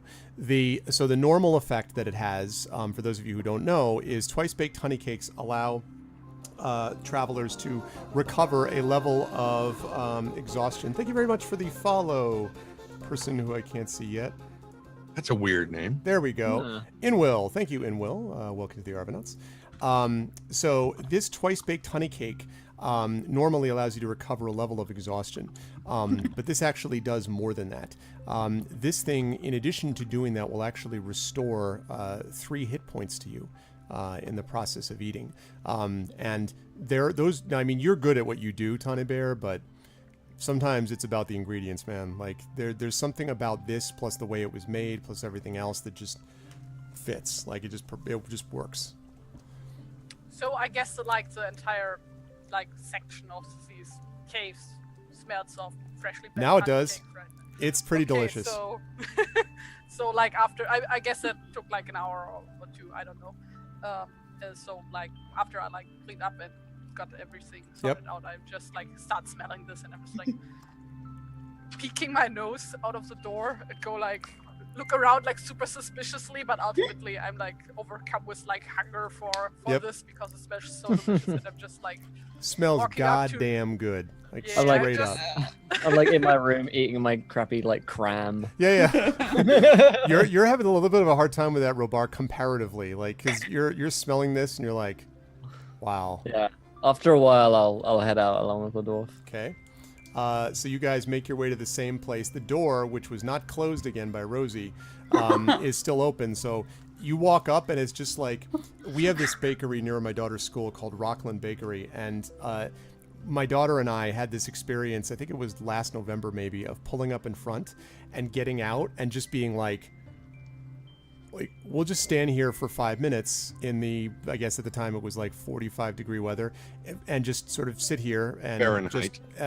Exactly, Fahrenheit, not Celsius. 45 Celsius would be more on the surface of the sun, I think. I don't know. But yeah, so we're just sitting there and just our eyes closed, and we're just like, we'll just smell this for 10 minutes at least. That's what this is like.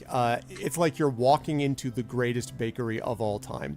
And when you walk in, you see Rosie, who is sitting cross-legged on the ground with a bunch of like crumbs around her, and is actually sort of looking maybe hopefully up at Tawny Bear, who's got this platter of, hello, this platter of cakes behind him. And you guys are both, Robar, you and Inga arrive at about the same time, so you're kind of looking into the door at these two. Room for 2 more. Always. Okay. Come in and I grab a cake. I check it. I inspect it for raisins. Yes, you finding none. You have Finding not, none, has not I- been corrupted by the shadow of raisins. Yeah, the shadow of Mordor. Oh, good. There's no blight upon it. Of course not. At least. It's not one of the ingredients. So while I'm munching on mine, I'm just like, It never "Oh, is. better with raisins, but this is too good." She has fallen into shadow.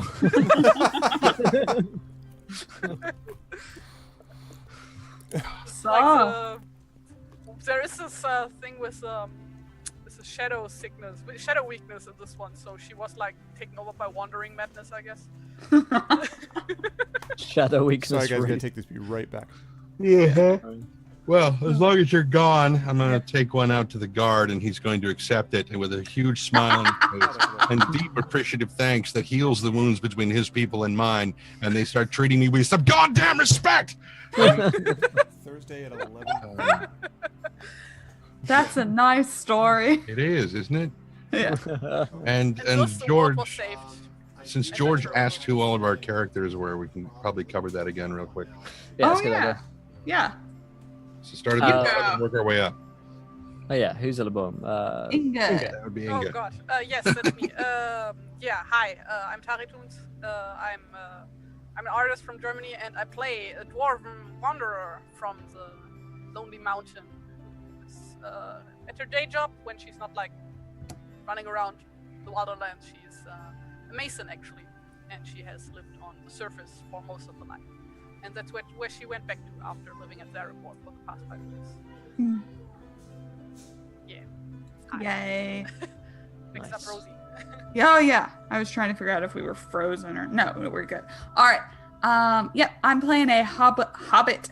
I know words. Treasure hunter named Rosie Burroughs, who is on the run, but you don't know that, and she is curious and chipper, and she just likes meeting all her new friends. They're great. This is great. I love honey cakes, and elves seem all right. So it's going really well. Your bed I is agree on the bouncing. honey cakes. My bed is so bouncy. It's a great day for her. Yeah, yeah. I am I'm a D&D sex icon. This is never not funny. Probably already know me. It's always perfect. Yeah, I'm playing Rabar Staunton, who is a Dunedain wanderer, and he's currently dining on his honey cakes. He's a bit more edgy, really. He's kind of like edge lord of the group, trying to work his way up to lord, more like an edge captain at the moment. Oh my god. That's me. Yeah. And I am playing Tawny Bear the Hearthminder, who was a very bad person, who enjoyed beating the living crap out of anybody and anything he could because he didn't know what else to do with his strength, and eventually became a Bjorning following his chief, Beorn, who you've seen turn into a giant freaking bear in the Hobbit movies. And one of the first things he learned was to bake these delicious twice-baked honey cakes, which is why he is the Hearthminder. He wakes and bakes. Yes, he does. Sometimes he sleep bakes, which is Dangerous, but it sounds. it is. I like to imagine that he's also a stress baker. Like every time he gets upset, he just does Yeah. If there had been an oven on those rafts, That's what would have happened. Oh, but that would Well, they have rhyme. brought in the spiders, right? probably, and what else ever runs those forests. There is a recipe in WoW for gooey spider cake, and he might have to figure out how to make one of those. Oh, we are headed to Mirkwood, I think so. Ugh. Yes. But he can't turn into a bear, so Not yet. not He yet. just has to eat and bake enough honey cake. That's right. That's the secret to be on. He needs to grind baking to level up. There's a honey level meter at the bottom that has to go full poo, and then Combo. Yeah. Oh, that's good. I I guess like we how should we're probably- having a picnic. Yes. Yes. We should probably discuss our plans as a group, right? Because we haven't really had a Right. chance to like sit My down. plan and- is to eat as many honey cakes before I explode. Yeah, Yeah. Okay. that's well. a good plan. I like that plan. Okay, so we'd already know each other, and I'm fine with that. But as a group, Oh, I'm That's all right. Rosie. Rosie. yes, Rosie, and you're Inga and Tawny Bear. But I mean, what's the plan here? I mean, traveling together seems like a good idea because, well, going alone is dangerous. Yes. Yes. How far exactly do we intend to go with this whole thing? Because as far as I see things, we've gotten the kid to safety. well, they have further to go.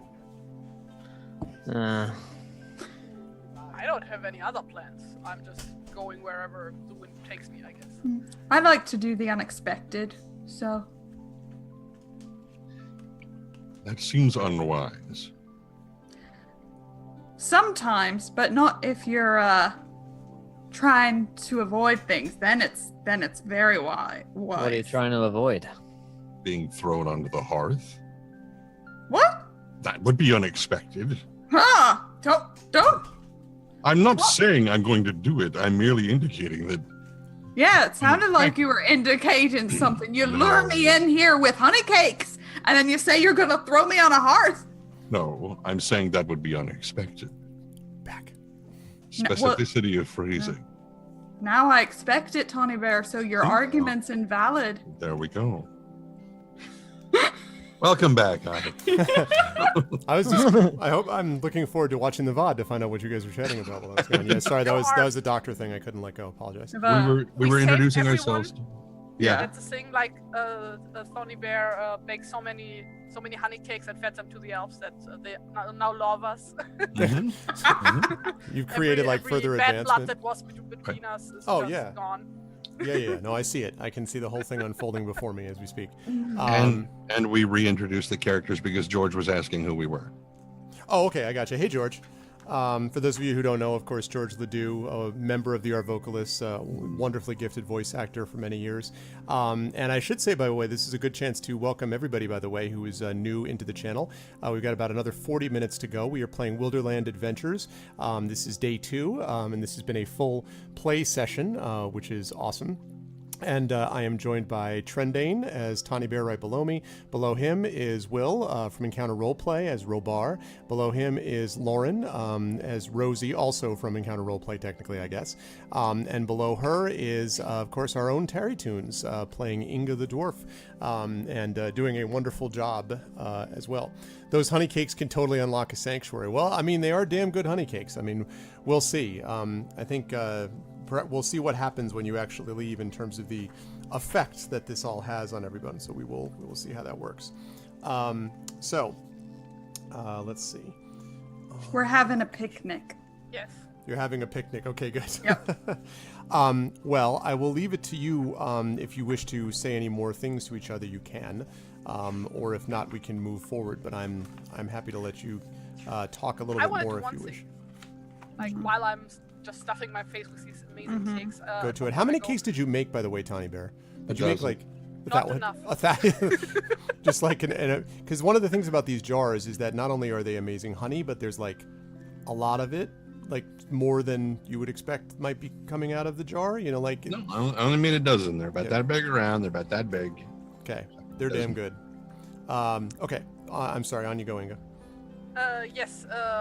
Like while I'm stuffing my face, I go like, okay, I have heard like all sorts of stories about these elves, but mostly bad things, of course. But like I heard they make pretty amazing wine. So I think that would go very well with this, and I think I'm gonna go find some wine now. So, like. Good luck. So I'm standing up and just keep stuffing my face and go to the door Okay. and stand, turn around, Wine. go back and grab another cake and then go. All right. Hey, by the way, I hope everyone's not equally doing this, or I'm going to start asking some questions about how 12 equals, like each of you are taking 4. I'm like, wait a minute. Like, but no. Okay, so you're able to do that. When you leave, you hear, as I said, this sort of elven singing. And Inga, you notice that even the guard outside, who sort of looks at you, is not looking at you particularly fiercely, just kind of, doing his job, kind of nods at you. Although as he sees... You think perhaps you catch his eyes widen a bit as he sees these crumbs of cake kind of like dripping out of your mouth. No. And he's kind of like... All over my beard and everything. Right, over your beard, exactly. So, you're looking for wine, though? Yeah, right. I walk up to the guard and go, while I'm munching, actually. So, I heard you guys make pretty amazing wine. Yo, dog, I heard... So, all right, so you make pretty amazing wine, and he looks down at you and he says, I don't understand. Well, I mean, where I come from, we have this common courtesy to offer our guests food and drink, and, Oh, he says, have we I'm not, looking for are these accommodations not to your liking? I'm just looking for the wine, that's, yes. Oh, wine. Yes, well... I'm just looking for the wine. mate. Perhaps that can be arranged. Oh God, I just flashed. I'm just looking for the keg, man. Where's the keg? God. And all my because I don't drink, that's what all my friends looked for, right? Well, I was just like, Jesus. Okay. So he says, well, we can certainly have some brought to your room. I think you will find it to be of a heady vintage. Sounds great. I'll take it. And like, I just turn around like just after I said this to walk back, and then like after a few steps, I again stop walking, turn around, and give him one of the cakes I took with me because I was like looking at them, and I was like, yeah, okay. If he gives me wine, he can have some of the cake, I guess. And then I stomp off again to the others. These are Cheerio pancakes? Okay. Thank you, honey. While you guys are reading this, I am eating what I'm told are Cheerio pancakes. That's all they have is Cheerios? No, Cheerio just has 2 eggs, Yeah. rice cream, Yeah. some baking powder, Yeah. and it was cooked in the pan. It was cooked in a Some pan. Okay. butter, some butter. So this is basically the live version of the, the honey cakes that we're having. Thanks for that. Cheerio. Yeah. Thank you, sweetie. No, I know. Thank you, sweetie. Okay. So, hashtag team pancakes. Yeah, although I do like waffles. Too. Team pancakes, yes. Okay. And you're going back to Tiny Bear's room, Inga, or yours? Everybody's. No, in my to room. the guys. Okay.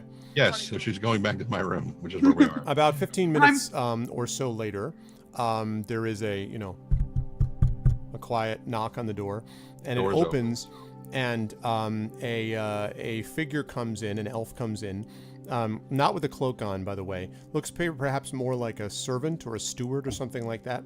The steward of Gondor, wearing this full very dramatic looking sort of long servant's outfit. So if you could picture like a tunic of a kind, except it extends almost to the ground, and carrying this very large, graceful, what looks like a vase with a curve on the very end of it, a spout. And he brings it in and says, I believe someone had requested wine. That would be me. And I jump up and walk up to him and Okay. And there are reach out for the thing. conveniently there are Wagon. 4 mugs in this room, by the way, or 4. I shouldn't say mugs. I should say there are mugs, but also this is Tana Bear's room. Yeah, they're wooden tankards basically sitting in your room. So Robar, you know for a fact that there are 4 very impressive, graceful looking wine glasses in your room, though. Yeah, I'll go and get some chalices. Wait right there. I've got something for this. And I'll go get the kind of fine goblets befitting of Okay. my people. So you do that and bring them back. Now, when he pours this, now I don't know. Now, are any of my players wine connoisseurs? Yeah. Okay. Will, Lauren. I mean, look at me. Okay. I like to taste one. I drink 10 pounds vodka by the bottle. Will, when you're not in your superhero form, are you an actual connoisseur? No. Okay. I know very cheap vodka very well. Okay. I just wanted to confirm. Okay. So there is this reference that gets made to in winemaking to legs. Chat, if any of you guys are wine connoisseurs, you'll know what I mean. There's the bouquet, right, which is the sort of smell of the wine, the way that it affects the nostrils. There is the legs, which is how it goes down the side of the glass. There is, right, that's what this is. So when he pours the wine, it feels as if these are just normal, chalices that you've brought, Robar, but the wine itself almost looks like the stream of wine is spiraling around the inside of the chalice, like as if it's being directed somehow into the bottom of the glass and then gradually fills, and then it is filled for all four of you. Huh. And then he puts the vase down on the on a table, sort of the rough wooden table that's in the room, and he inclines his head and he says, "I hope you enjoy the vintage," and he nods again and then departs. Question. Him? Yes. Okay. He says, "Yes." Is this of grape or berry? He says, "Oh, it's of berry vintage. From the eaves of underneath Mirkwood." Very good. Thank you. And he nods, and then he departs, and the door closes. One, What I when was you gotta hoping. go, I go to the others, like underneath, like they grow berries underground. How do they do that? It's magic, maybe. We need something to drink to, though. New Singing? friends. Amazing Oh. honey cakes? Did you mean I the song or the? I thought you meant to cheer. I That's mean, right. a toast, yes. Ah. Yeah. Yeah, I was right. Yeah.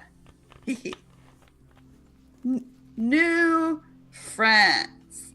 New friends. Here. Clink. And I down it. So, Down the goat.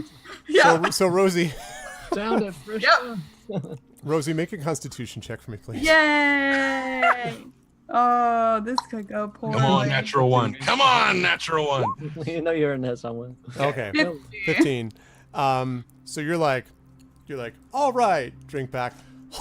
Like, I mean, this is like, it's delicious, but this is not designed to be drunk this way. Like, you're like, No. whoa, like the world begins to shift and you're like, when the moon is in the seventh house, like you're beginning to get it. And like, it's a little sort of, you're kind of like, whoa, okay there. And a lot of you get the same experience. It's except not quite as intensely as Rosie. This is a spectacular wine. Tunabear, as you're drinking this though, there is a sense of, and this is something you don't have to share with the others unless you wish to. There's something sad about this somehow. Something sad about the vintage, wistful, as if there's only so much of this and then it's gone. It's hard to put your finger on. You certainly don't like feel depressed, but it's the kind of thing that makes you thoughtful more than being like, hell yes, roll out 10 more of these, that kind of thing. Robar, you begin to contemplate a little bit about how you are going to do everything that you need to do to bring the name of your family back into some prominence. Do you really have the ability to do it? Rosie, you're trying to recover. And Inga, you're, of course, as you're thinking about this, reminded a little bit of not so much wine, but beer. And you are, of course, thinking a little bit about your own home and the place that you had at one time. And you remember conversations with friends. It both warms and saddens you at the same time.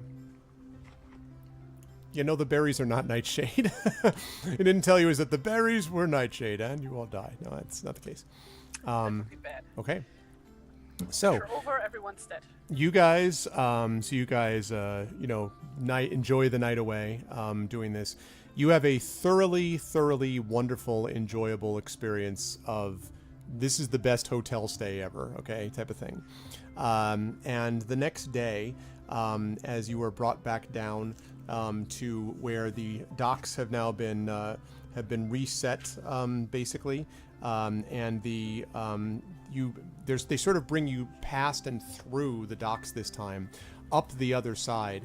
And as you're walking past the other side, you see a bunch of like little stone rooms where presumably you might have been expected to stay under other circumstances if things had gone in a different direction, which don't look anything like what you slept in last night, by the way.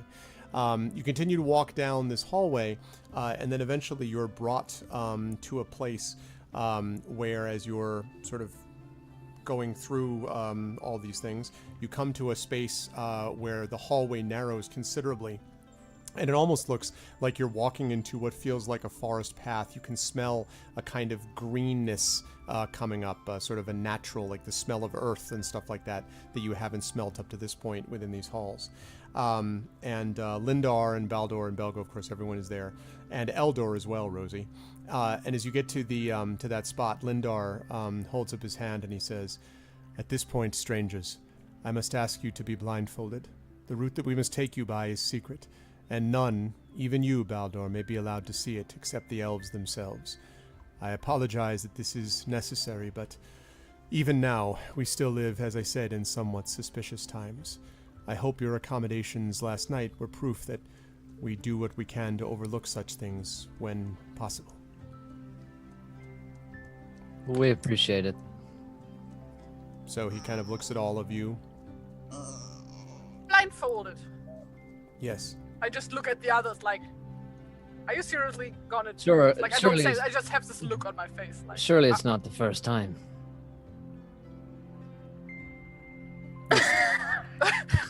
Robot puts on the blind. Rosie is very does not- he does visibly not. uncomfortable. I just look very confused at him. Yeah. Like, what? Are these the same kind of rafts as before? They were this. Yeah, but they're now. You're kind of past the rafts though. They kind of led you down the docks back up, and now you're in the hallway past those. So you're kind of away from the river at this point, or at least right in front. Oh, so we're not gonna be on the river. No, it doesn't look like it. Looks like they're taking you a different way. All right, never mind then. I was gonna. Tony Bear was about to say, "Can I please get seated before you blindfold me?" Because I'm not crawling on one of those rafts if I'm blindfolded. So, but that's not the issue. Okay. Well then, What's in the that question? go ahead. Sure. What about my pony? You don't see the pony yet. Presumably. But do I know that he was taken? Yeah, he was brought with the mule. mule. Yes. So Okay. the pony and the mule was brought together. Yes. Okay. But you don't know where they are at the moment, though. Okay. Well, but I know that they are taken care of. That's the point. Yes. So the elf said. Good. Have a So look. like, for the blindfolding thing, I'm just like super skeptical, but I don't actually say anything because last night was so nice and comforting and stuff. Yeah. So I don't look happy, but I oblige eventually. Okay. Do all of you comply in the same way? With lots of like dancing around like nervously, just do it. Just do it. At one point, Eldor, who's the one who's blindfolding you, says to you, Rosie, Rosie, you'll need to stop moving so I can put this on.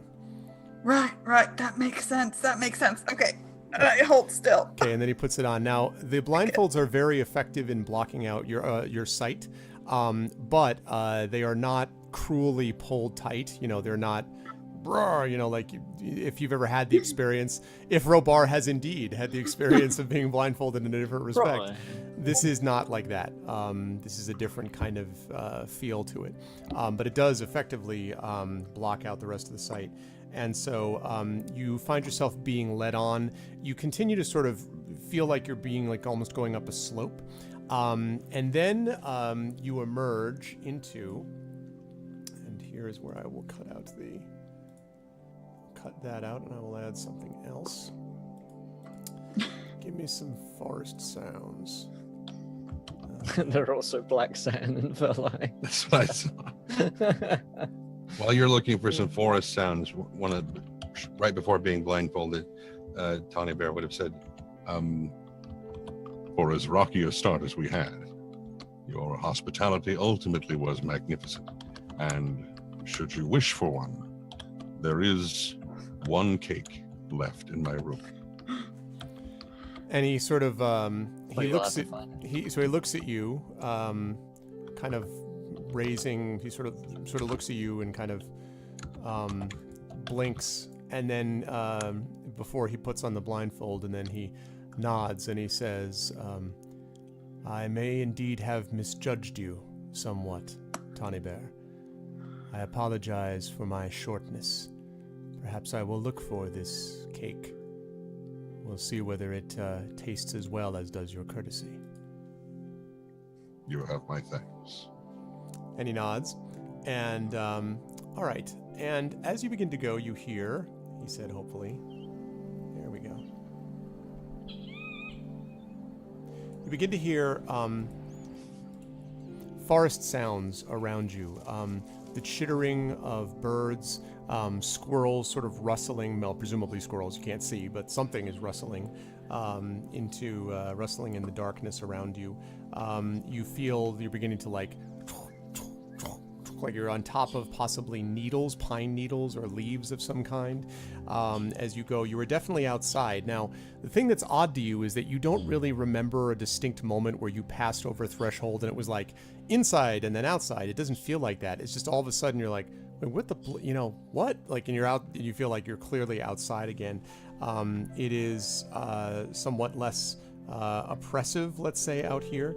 And even through your blindfold, you see these little, if you've ever had your eyes closed and been walking along and you had changes in light, in front of your vision, that's what it looks like. There's little speckles of light that kind of hit your vision, that type of thing. So you seem to be, leading through things. You're brought down and you walk for a good long way. Like, this is probably about an hour at least of walking in front of you, being led surely and steadily but firmly by your elven handlers. And then finally you're brought to a stop, and all of your blindfolds are undone, and you are revealed. You're in the middle of a brilliant glade of sunlight. There is green gold light everywhere around you.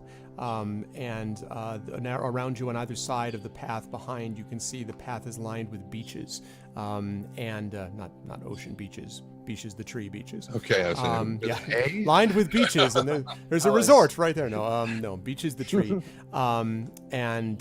There is a path that leads from where you were coming from, apparently, and you're facing another path on the other end of this glade. And Lindar says, all right, we have now brought you by secret ways to the beginning of this path that will lead you across the northern portion of Mirkwood. I must give you one definitive warning, and I tell all of you that if you ignore it, woe will betide you. Do not leave the path.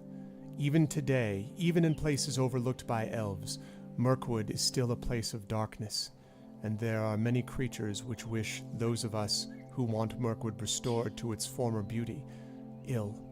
Those ones will wish you ill also. No elf will harm you while you travel within these woods, and we will aid you when we can. But we are but still few in number, and Mirkwood is very large. If you wish to cross this place safely, you must do so with your wits about you and your eyes open, and most of all, by not leaving the path. So long as you stay on the path, you should be able to stay mostly out of trouble. Several days will take the time. Several days it will take to be able to cross over, possibly a week or more.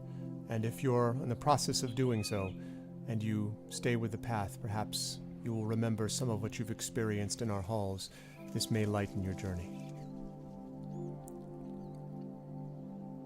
Thank you for the advice, friend, and again for your hospitality. We appreciate it. And he nods and he says, thank you in turn for your courtesy and for your willingness to maintain the peace.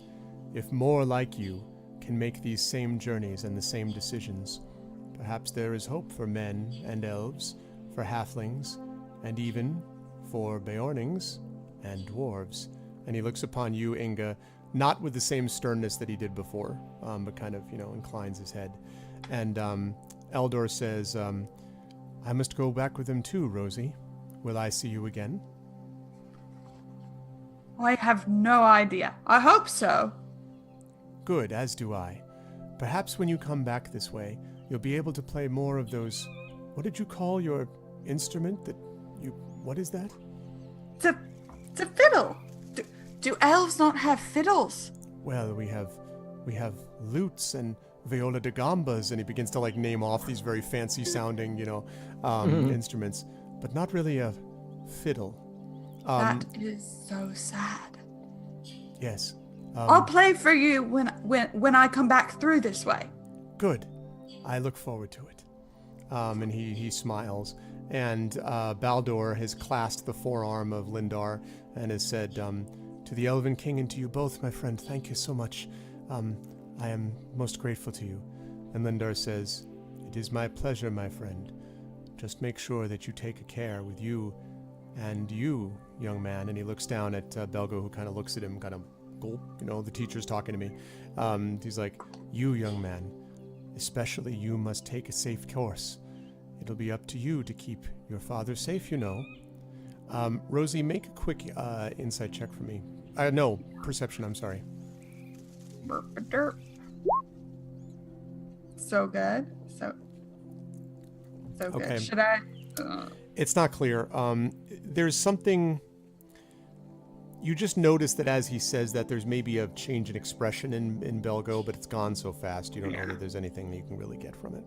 And Lindar says, all right, now the path is in front of you. It is just over this place. Through that path, about, 300 to 400 feet down, you'll see that there is a bridge extending over a small stream. That is an enchanted stream that you must neither drink of nor bathe in, for it carries a great spell of forgetfulness. Past that, your path leads directly west. Continue this way, and you'll find yourself on the other side as you've desired. And he kind of looks at all of you. How far into this wood are we now? How long are we going to travel through here? I would expect you will have to cross over many of the bounds of this wood. I would expect you will be in here for some time, and not all of them will be as bright and as, welcoming as what you see here. It will get darker and narrower and more difficult. We'll be ready. And he nods, and he looks at all of you, and he says, then we must return. Fair journeys to all of you. And he nods and turns, and the elves almost... I was about to say melt into the woods, but then I was thinking of that Homer gif where he just goes into the hedge. It's not like that. They turn around and walk back in to the paths and are soon lost to view. And you notice, by the way, now, Inga, you hear the sound of a... sounds almost like jingling. You don't see your horse here, nor do you see the wagon or the mule, but you hear the sound of a jingling as if the bells on the side of a cart nearby down the path. Where he had told you to go, over the bridge, basically. Let's see. Well, I think I'm stopping off first because elves. Okay. Just stumbling. Yeah, I'm gonna go across the bridge then. I just nod to the elves and turn around. Okay, so there is a bridge there that in fact extends, not a very large one. This stream you can see below you is rushing fairly quickly. It's not super wide at this point though, so you're able to cross over reasonably in reasonable safety. And on the other side of it is standing very calmly and placidly the mule, which is already loaded up to the wagon, which is already refilled, and Lilliman, who stands next to him and nuzzles your hand, happily as you arrive on the other side. Tanabear, Robar, Rosie, are you guys following suit? Yeah, I'll smile as I see the horse. Okay. Yeah. All right. I give Lilliman a treat. So that's going to lead us to the beginning of a second mechanic, which is what when we're going to do a little bit of this mechanic, that will conclude the session. Our next session will begin with this, and that is the journey. So these guys have had a chance to, and I'm only going to signpost this when we first come to them. I'm not going to do it every time we go through an adventure, but since this is different in each case. These guys did an audience back there with Lindar, and they did so well that you heard the result. Had they done worse than that, other bad things could have happened. But it wasn't just for flavor that they got through this or for the feel of it. It was also had a purpose, because at the beginning of every journey, there is what is called an embarkation. So as you embark upon your trip, you have to decide sort of the best route to get there. In this particular case, the route has been chosen for you by Baldur, who knows exactly where it is that he's going. You're going to have roles you're going to assign to each other, which I'll give you in a minute. But I will tell you that when you're going to roll on this embarkation table, that you will be already starting from the part of the table which says with hopeful hearts and clear purpose. And that means that the company is embarking with high hearts, with light hearts, and a sense of hope, resolute and determined, rested, happy, and comfortable with each other. That basically is exactly what they just role played out. That's exactly the way that they feel. And the full reason of that's honey cakes. and the mechanical benefit of this is that each member of the company will have advantage from this point forward until the first time you fail an ability check during the journey. When one of them fails an ability check, that advantage is going to be lost. Otherwise, you're going to be at advantage up until that point. So that's the mechanical benefit of having done that, which is pretty damn sweet. But you And guys also Rosie- played it out really well. Rosie had so many honey cakes, and she was covered with honey. She woke up covered in goose down, so she actually looks like a little yeti following us. Exactly, but Rosie, I think, Lauren was just doing the flash dance thing, like the first when there's no. I was like, well, what is that thing? I don't think that's quite yeah, okay, so goose down. So I want to assume there's still some goose down like cover to her when she does that. Oh yeah, in my hair. Okay, so now let's talk about roles that you guys are going to have to be here. So basically the tasks that the company divides among itself usually is 4. You've got a guide, you've got a scout, a hunter, and a lookout. A guide who is in charge of decisions about the route, although that's been chosen for you basically this time, but rest and supplies. Guides rely a lot on wisdom and survival. Scouts are in charge of setting up the camp, of opening new trails. Scouts do a lot of stealth and investigation, kind of scouting ahead type of deal. Hunters are in charge of finding food in the wild, so survival is a good thing for the hunter types. And lookouts, who are in charge of keeping watch, they rely on their abilities and perception. And there'll be different times when these roles may be called for. So as Baldur is sort of going around, some of you can kind of help supplement these roles as well. It's not like you only get to play one at a time, but the idea is that there's one of you who wants to take the lead on all of this. So what do you as a party want to do to kind of divide these roles? And Fender makes a good point. Travel's an important part of this system. That's why it's sort of subdivided this way. So I have to be a guide or a scout. I am very sneaky. I just like to point that out. What was that noise? It's a garbage truck. That's why I'm. Oh. Beast of Mirkwood. suddenly That the would dark be a Mirkwood. As you guys are chatting, like this guy comes up dressed in a orange like jumpsuit. It's like, hey, how you doing? Like, just pulls the stuff. It says like Mirkwood, like maintenance, on it. Okay. See you just more. I think I would be best for either hunting or lookout. I think. Okay, now I can go guide. You could go. I know what's Tony Bear good at. Tony Bear's very good at survival stuff. Okay, so maybe hunting, and then you could do lookout stuff. I could try. Royal Scout. Okay, I'll forage the path. Okay. Okay, good stuff. So you guys are set to go. And yeah, and actually I just double checked again, and you don't even need to roll on the embarkation table because of the success of what you guys had. So score. You guys are in good shape. Okay. You have been led across the enchanted stream which crosses the elf path. And what I'm going to sort of point everyone into here is I want to point everyone to the rough spot on the map where we are. So I'm going to zoom in here a little bit beyond the resolution. Zoom in! Okay, so these guys and everyone on chat should be able to see it as well.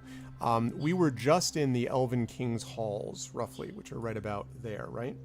And the path that you're being led down here extends... Wait for it. Yes, okay. So the path is basically leading from the Elven King's halls. Let's go over this way.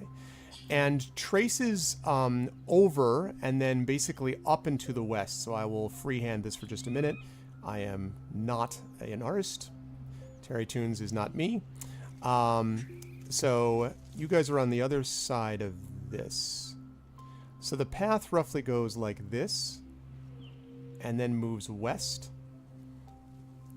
You will then cross over again the river, and then straight through until, if all goes well, you end up in this beautiful area, the East Upper Vales. By beautiful, I mean not as disturbing as this, down here. So this is basically the path that you guys are going to be leading. Now, I want to point out, in case anyone is curious, that the path that was led by Bilbo and the dwarves was actually this way. So when they were doing the Hobbit, they went down the opposite direction, but south of where this path actually is. And the path that most people used to take to go through Mirkwood would go this old forest road, but by the time of the Hobbit, the forest road had basically fallen into disrepair. So the only way that the dwarves and the Hobbit could get through was by this separate elf path. But this one that you guys are in is yet another path, which has been presumably made by the elves for the passage of these people. So yeah, so that is what we're looking at. And yes, I know my drawing is to suck. I am a storyteller. I am not an artist. Okay. So what we're going to do here is... Oh, wait, and it's 2:53. Well, then what we will do to... that's fine, though. That's fine, because we got a fair bit done today. So as you guys prepare to leave the halls, or prepare to leave and proceed down the path, Belgo and Baldur have everything sort of ready to go. And Baldur comes back and says to all of you, "Could I speak to you all for just a moment? Just yourselves." Because right now Belgo is like sitting back with the horse and the mule. Seems to be talking a lot to Liliman. Inga, you notice. I let him. Okay. So he brings you off and he says, "I don't know if you've had a chance to see any of this, but, well, my son's had kind of a difficult time. You see, my wife, his mother, well, she's been gone now these 5 years, and he's had a hard time ever since then. He's a good boy, and he'd go anywhere I ask him to, but I worry about him. The memory of his mother keeps him up at night.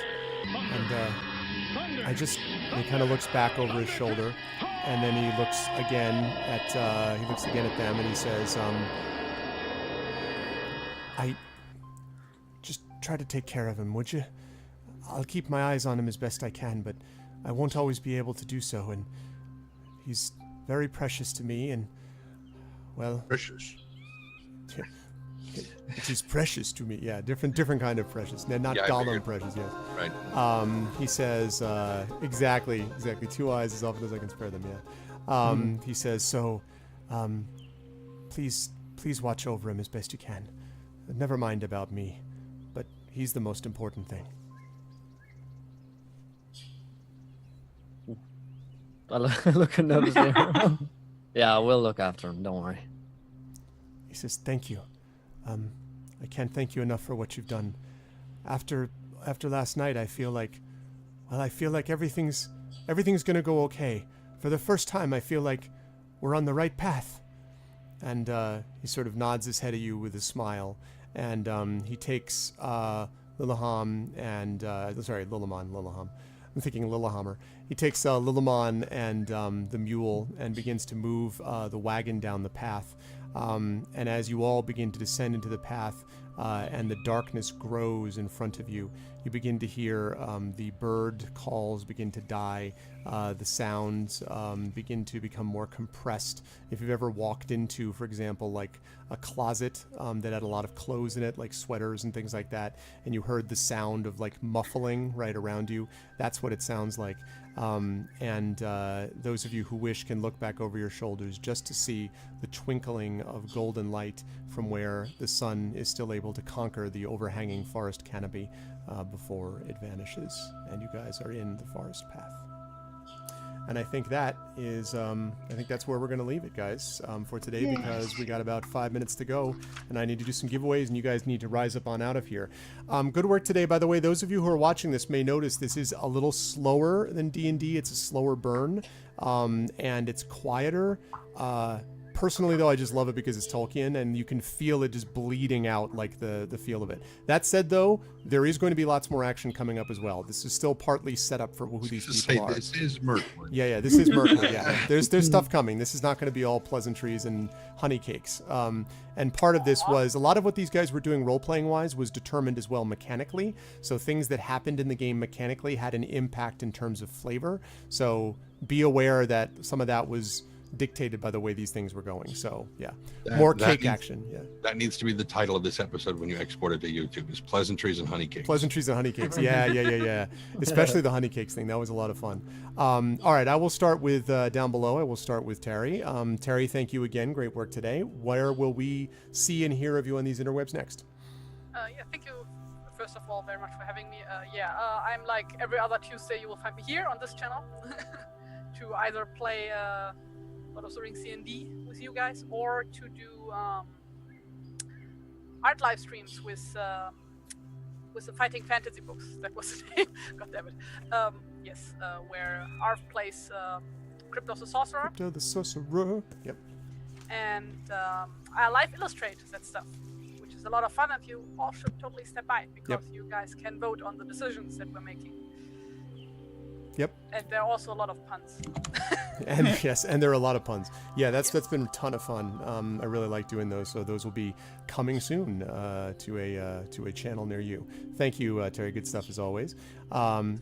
Moving up to, of course, Lauren. Yes. Lauren, great work today again, as usual. Where will we see and hear from you, from the person who makes Rosie happen? Where will we see and hear from you next?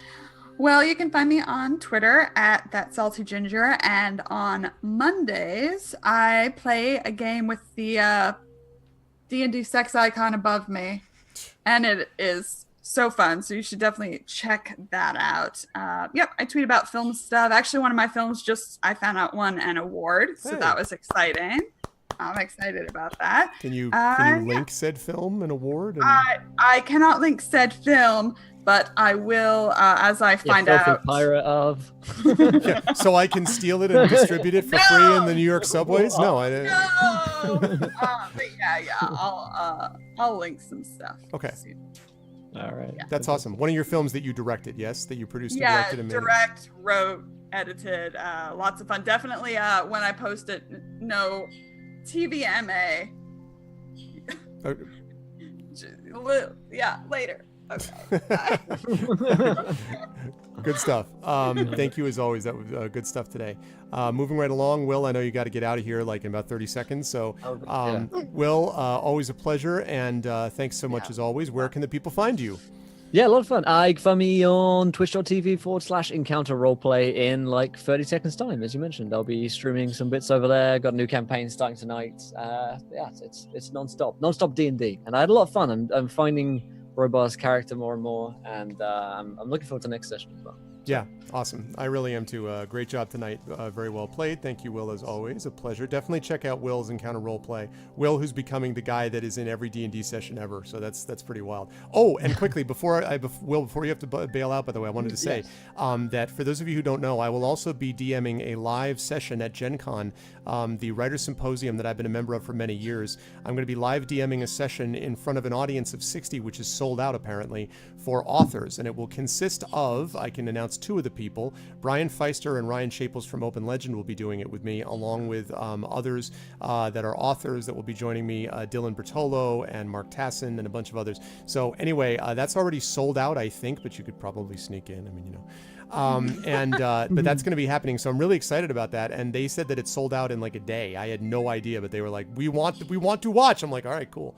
So, anyway, but I wanted to mention that because I know that Will is going to be there, right? Yeah, I'll actually be there with Brian Feister and Ryan. With Brian, and there's right. So yes. Legend. So good stuff. All right, man. Thanks, dude. I appreciate it. Great stuff today, as always. Last but certainly not least, our good friend Tren. Trendane, where will we see you next, good sir? You can follow me on Twitter at Trendane.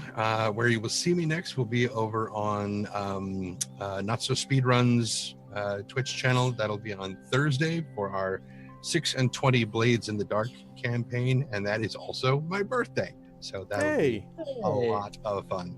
Nice. That's awesome, and you should definitely check it out. Trent's a really good player. I always enjoy playing with him, and whatever he brings to every character is always a good one. So that was good. The cakes were really good, good center for this episode. So I thought that was neat. Good job. Very good job also to my players in general. Kudos to you guys for working with each other as well. That's the mark of a good party that works with each other on sort of feeling the way that the vibe is going and going with the vibes. You guys did very well with that today. So good job, players. I will see all of you folks next month. I'll be in contact with you to schedule our sessions next month. And chat, I'm going to give away books, but I'm going to let these guys get on out of here. So guys, players, thanks you so much. Tren, Will, Lauren, Terry, always a pleasure. I'll see you guys soon. Bye. Bye, guys. Okay. But don't you go anywhere, because we have something to do. And that is... Wait for it. Not this. Turn on the webcam. It looks like this. Okay. Oh my god, light. That is, you must see light. I can't get used to this, man. Hold on. Better. Not done yet, though.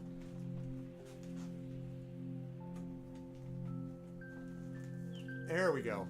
That's better. Oh, man. Can I do anything else? I can do one other thing. Ah. Okay. That's a little bit better. Woo! All right. This is, there we go. Now we got everything closed. That's with the curtains closed. All I did was just flip the curtains around. This web desync thing is still happening, which is like just driving me up a wall. I've got to keep looking into why my webcam is desyncing in OBS. I'm using OBS again because XSplit is now just continuing to crash repeatedly. One of the reasons we were delayed in getting started is because XSplit wouldn't run for me today. So I don't know. I don't know what the answer is. I got to think about stuff, but not now. I didn't even get a chance to show my awesome shirt, Carpe Diem Save the Dungeon Master shirt, which is one of my favorites. So. But anyway, but we're going to rise up on out of here. But first I have a giveaway to do. In fact, I have 2 giveaways to do. This, campaign is sponsored by Cubicle 7, as I've mentioned, and they have brought us, been kind enough to give us some PDFs, to give away of some of the books being used in this adventure, specifically this one, The Player's Guide, and this one, The Lore Master's Guide. So we've actually got not 1 but 2 books to give away, and I'm going to do that right now. We gave away copies of this last week. We're going to give away a copy this week, and we'll give one away the next session that we do as well. So we're going to get a chance to win a copy of The Player's Guide. Now, this is, again, just the PDF. So this is not the hard copy, so, but this is the PDF. And again, I'm really grateful to Cubicle 7 for allowing us to do that, because that's awesome. It's really nice of them for doing it. This, by the way, is, this retails for something like $40. I think the PDF is like $20, $25. So for them to do that is very kind of them, which is really cool. So let me now do this giveaway, and I'm going to type in a word in chat that you guys are going to use. And I think this one is easy for this first one.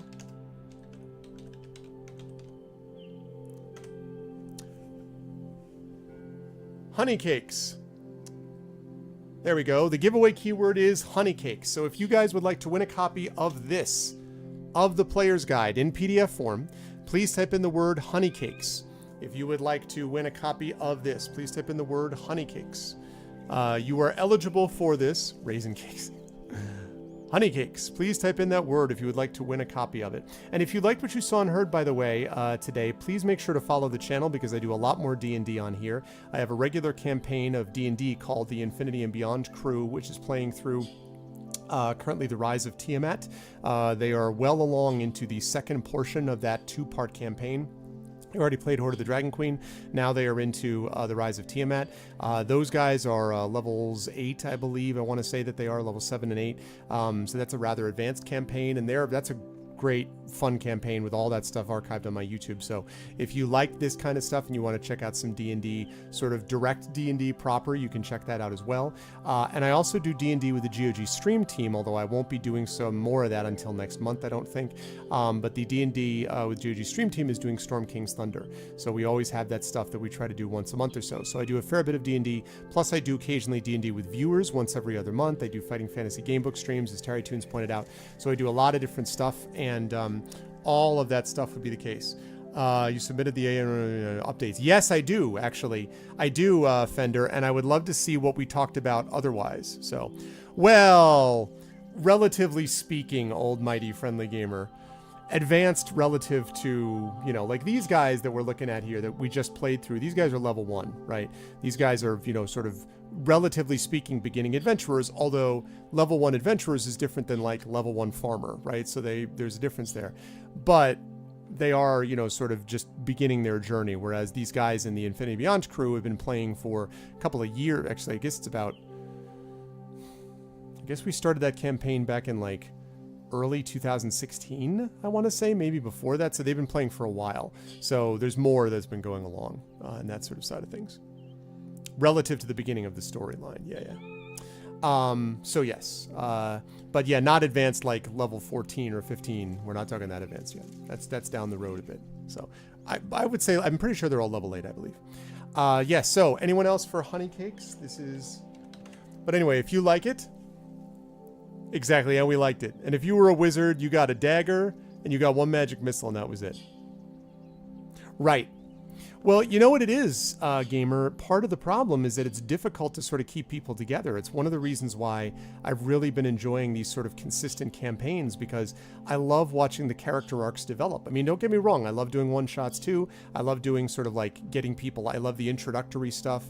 But there comes a point where I want to get people past square one, you know, and going back and being like, all right, so you face a kobold, you know what I mean? Like vary, and of course you can vary it, you can change it around, but having it be all sort of more paint by numbers is not as interesting to me. So it's neat to be able to have some chance to sort of see these people spread their wings and go up against big time fighters, big time enemies, with big time challenges where they're really dealing with regions. They're really dealing with how do we deal with this large scale battle here, as opposed to just, I need to make sure I survive this level of the dungeon without falling into a pit, you know, that kind of thing. So we had 1 hit point between the whole party and we were grateful. I mean, but all of it is interesting to me, right? It's just that I like to have some of that variation. All right, let's see who wins this. The winner is...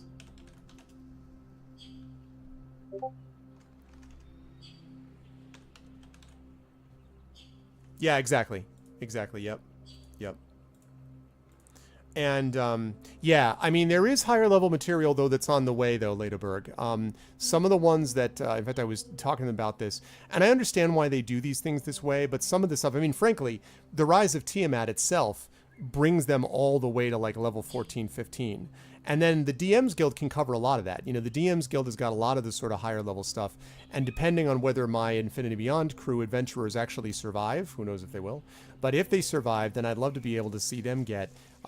you know, higher up and see what happens at level 15, 16, 17, and on up from there. So, you know, I'll be interested to see, because I don't think I've actually ever run an adventure for like level 17 people. I don't think I ever got that high, even in 30 years almost of DMing. So, you know, we'll see. All right, the winner of this is... Brahms, who is one of our talisman finalists. Brahms is the winner of the Player's Guide. Dun, dun, dun.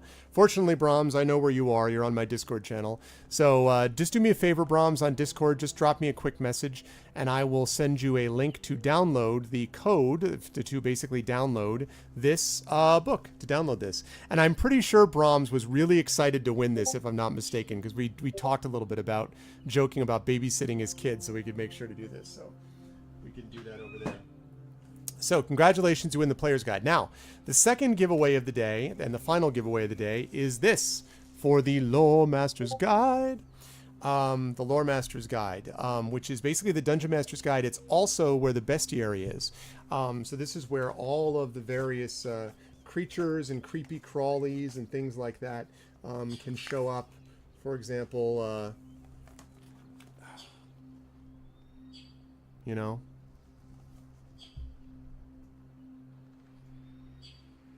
that stuff. So it basically is the monster manual and the DM's guide wrapped into one.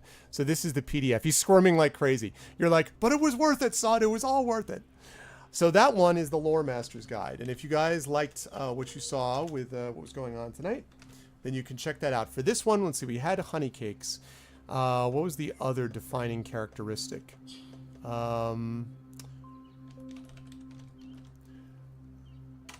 Friendship. There it is, friendship. So type in the word, please, friendship. Oh, wait.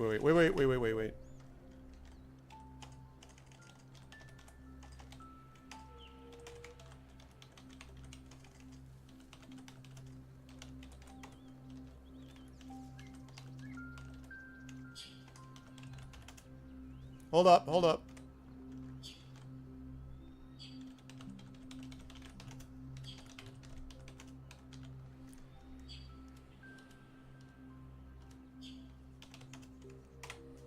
There we go. Now it's set.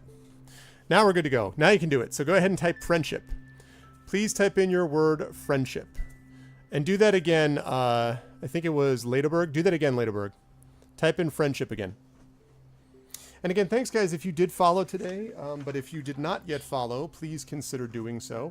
Please also consider supporting the Patreon, because you can get inspiration and stuff like that over there if you're able to do that. That would be lovely.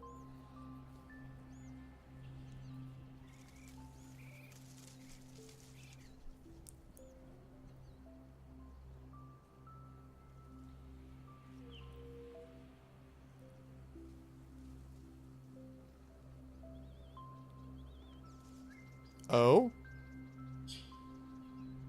I'm not entirely sure what to make of that, Almighty. I don't know what that means. I'm not sure what to say about that.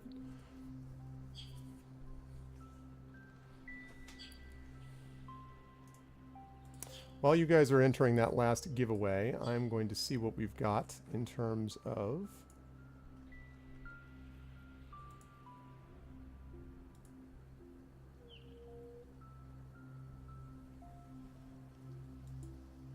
Let's exit out of there. Sign out of there. Okay. I'm going to see who we've got that we might be able to raid here. If you don't support the Patreon, the terrorists win. Well, sort of-ish stuff and things. Okay.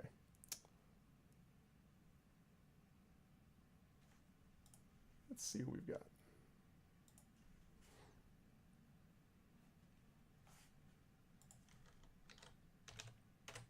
All right, last call, last call.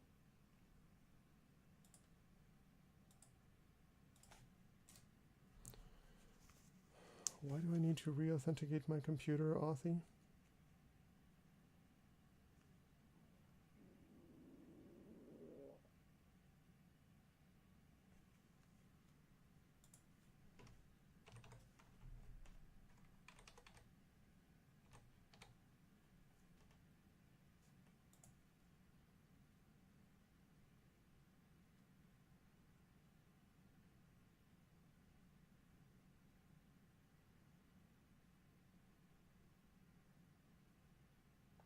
Okay, there we go. Amen to that, Trout. I already have the Wilderland Adventures PDF, but yes, I have it set up so that they're going to be sending me the regular hard copy version, but I want that thing like immediately. I want this thing yesterday. Yesterday.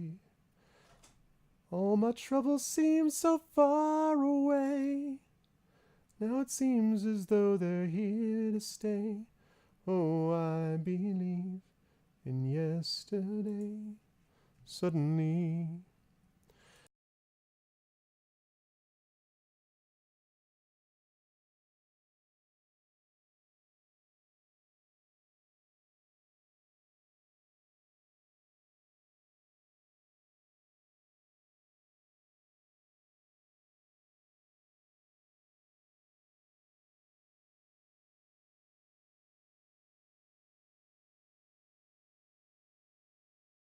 You didn't even get to hear any of that. I was singing yesterday. All my troubles seem so far away. Now it seems as though they're here to stay. Oh, I believe in yesterday. Not miking me. I'm not muting myself, that's what I said. Because I know that it's all in my head. Anyway. All right, and the winner is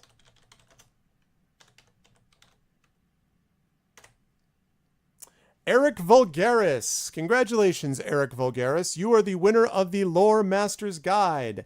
So what I would like from you, Eric Vulgaris, yeah, exactly, rigged.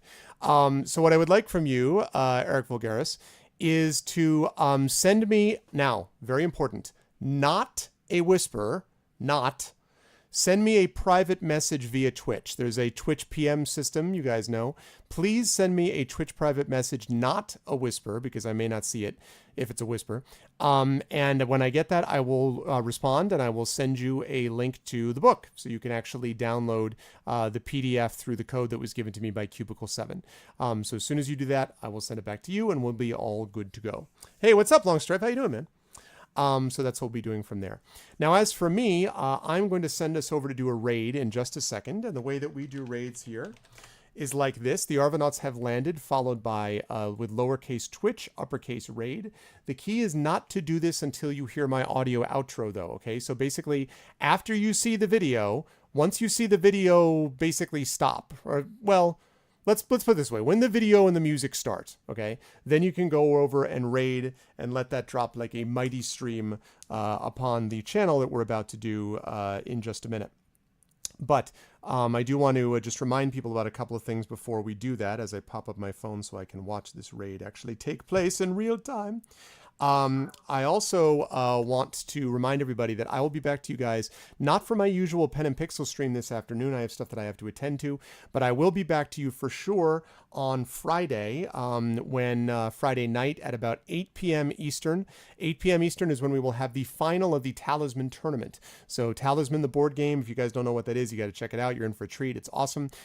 Little Muffin, Brahms, and Shadowed Mage will be competing after having 1 through 3 difficult semifinals. They will be competing to get to the to be the winner, the Arvisman, and to be the winner of the Talisman tournament. So you can go and cheer them on, watch, have fun. That'll be happening Friday at 8 p.m. Eastern. So I'll be back to you guys there. May or may not pop up elsewhere before that, but you'll definitely see me at that moment. Okay, sounds good, Eric. I'll check it afterwards. If you got the original Talisman, good stuff. Then you definitely want to check out. It'll be fun for this stuff as well. Now, with that said, I want to thank everybody who made this such an awesome stream today. Thank you to my mods, to Dragon Spear, and to Kilobyte. Thank you to my regular viewers and new ones. Thank you to Beautiful Bear, Big Boss, Board Gamer. Thank you to Brahms. Thank you to, and congratulations again, Brahms. Thank you to D. Frogotten. Thank you to Div, to ECAG, to Eric Volcaris. Thank you to Fender. So also special thanks to Fender for helping with the character sheets. The character sheets he put together for Roll20 with AME are awesome. So again, Fender, thank you so much. Thank you to Jagtris, to Kanumi, to Ladybird, to Longstrife. Thank you to Motherbreads, Nonstop, Old Mighty, Optic Nerve, Poltergeist Zero, Pop Rocks, Sprocketeer, Strike Ninja, Terry Tunes. Good work today, Terry Tunes, of course. Thank you to Trendane. Good work to Trendane, of course, today. Thank you to Trouden, to Uncle Elias, and of course to With Intent, and back up to Nonstop. I swear that I will get you the character background soon. It is going to be by the end of the month, so I'm going to be totally there, but I wanted to get it to you before this, but as I said, life is a thing. So that's what happened, is that life is a thing.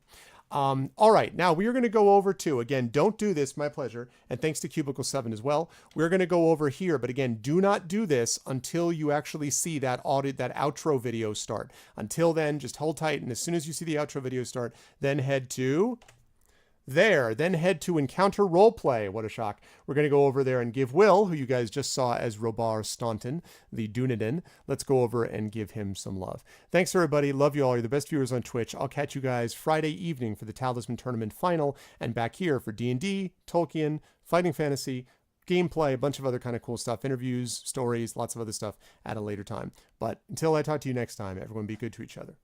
Have a good night.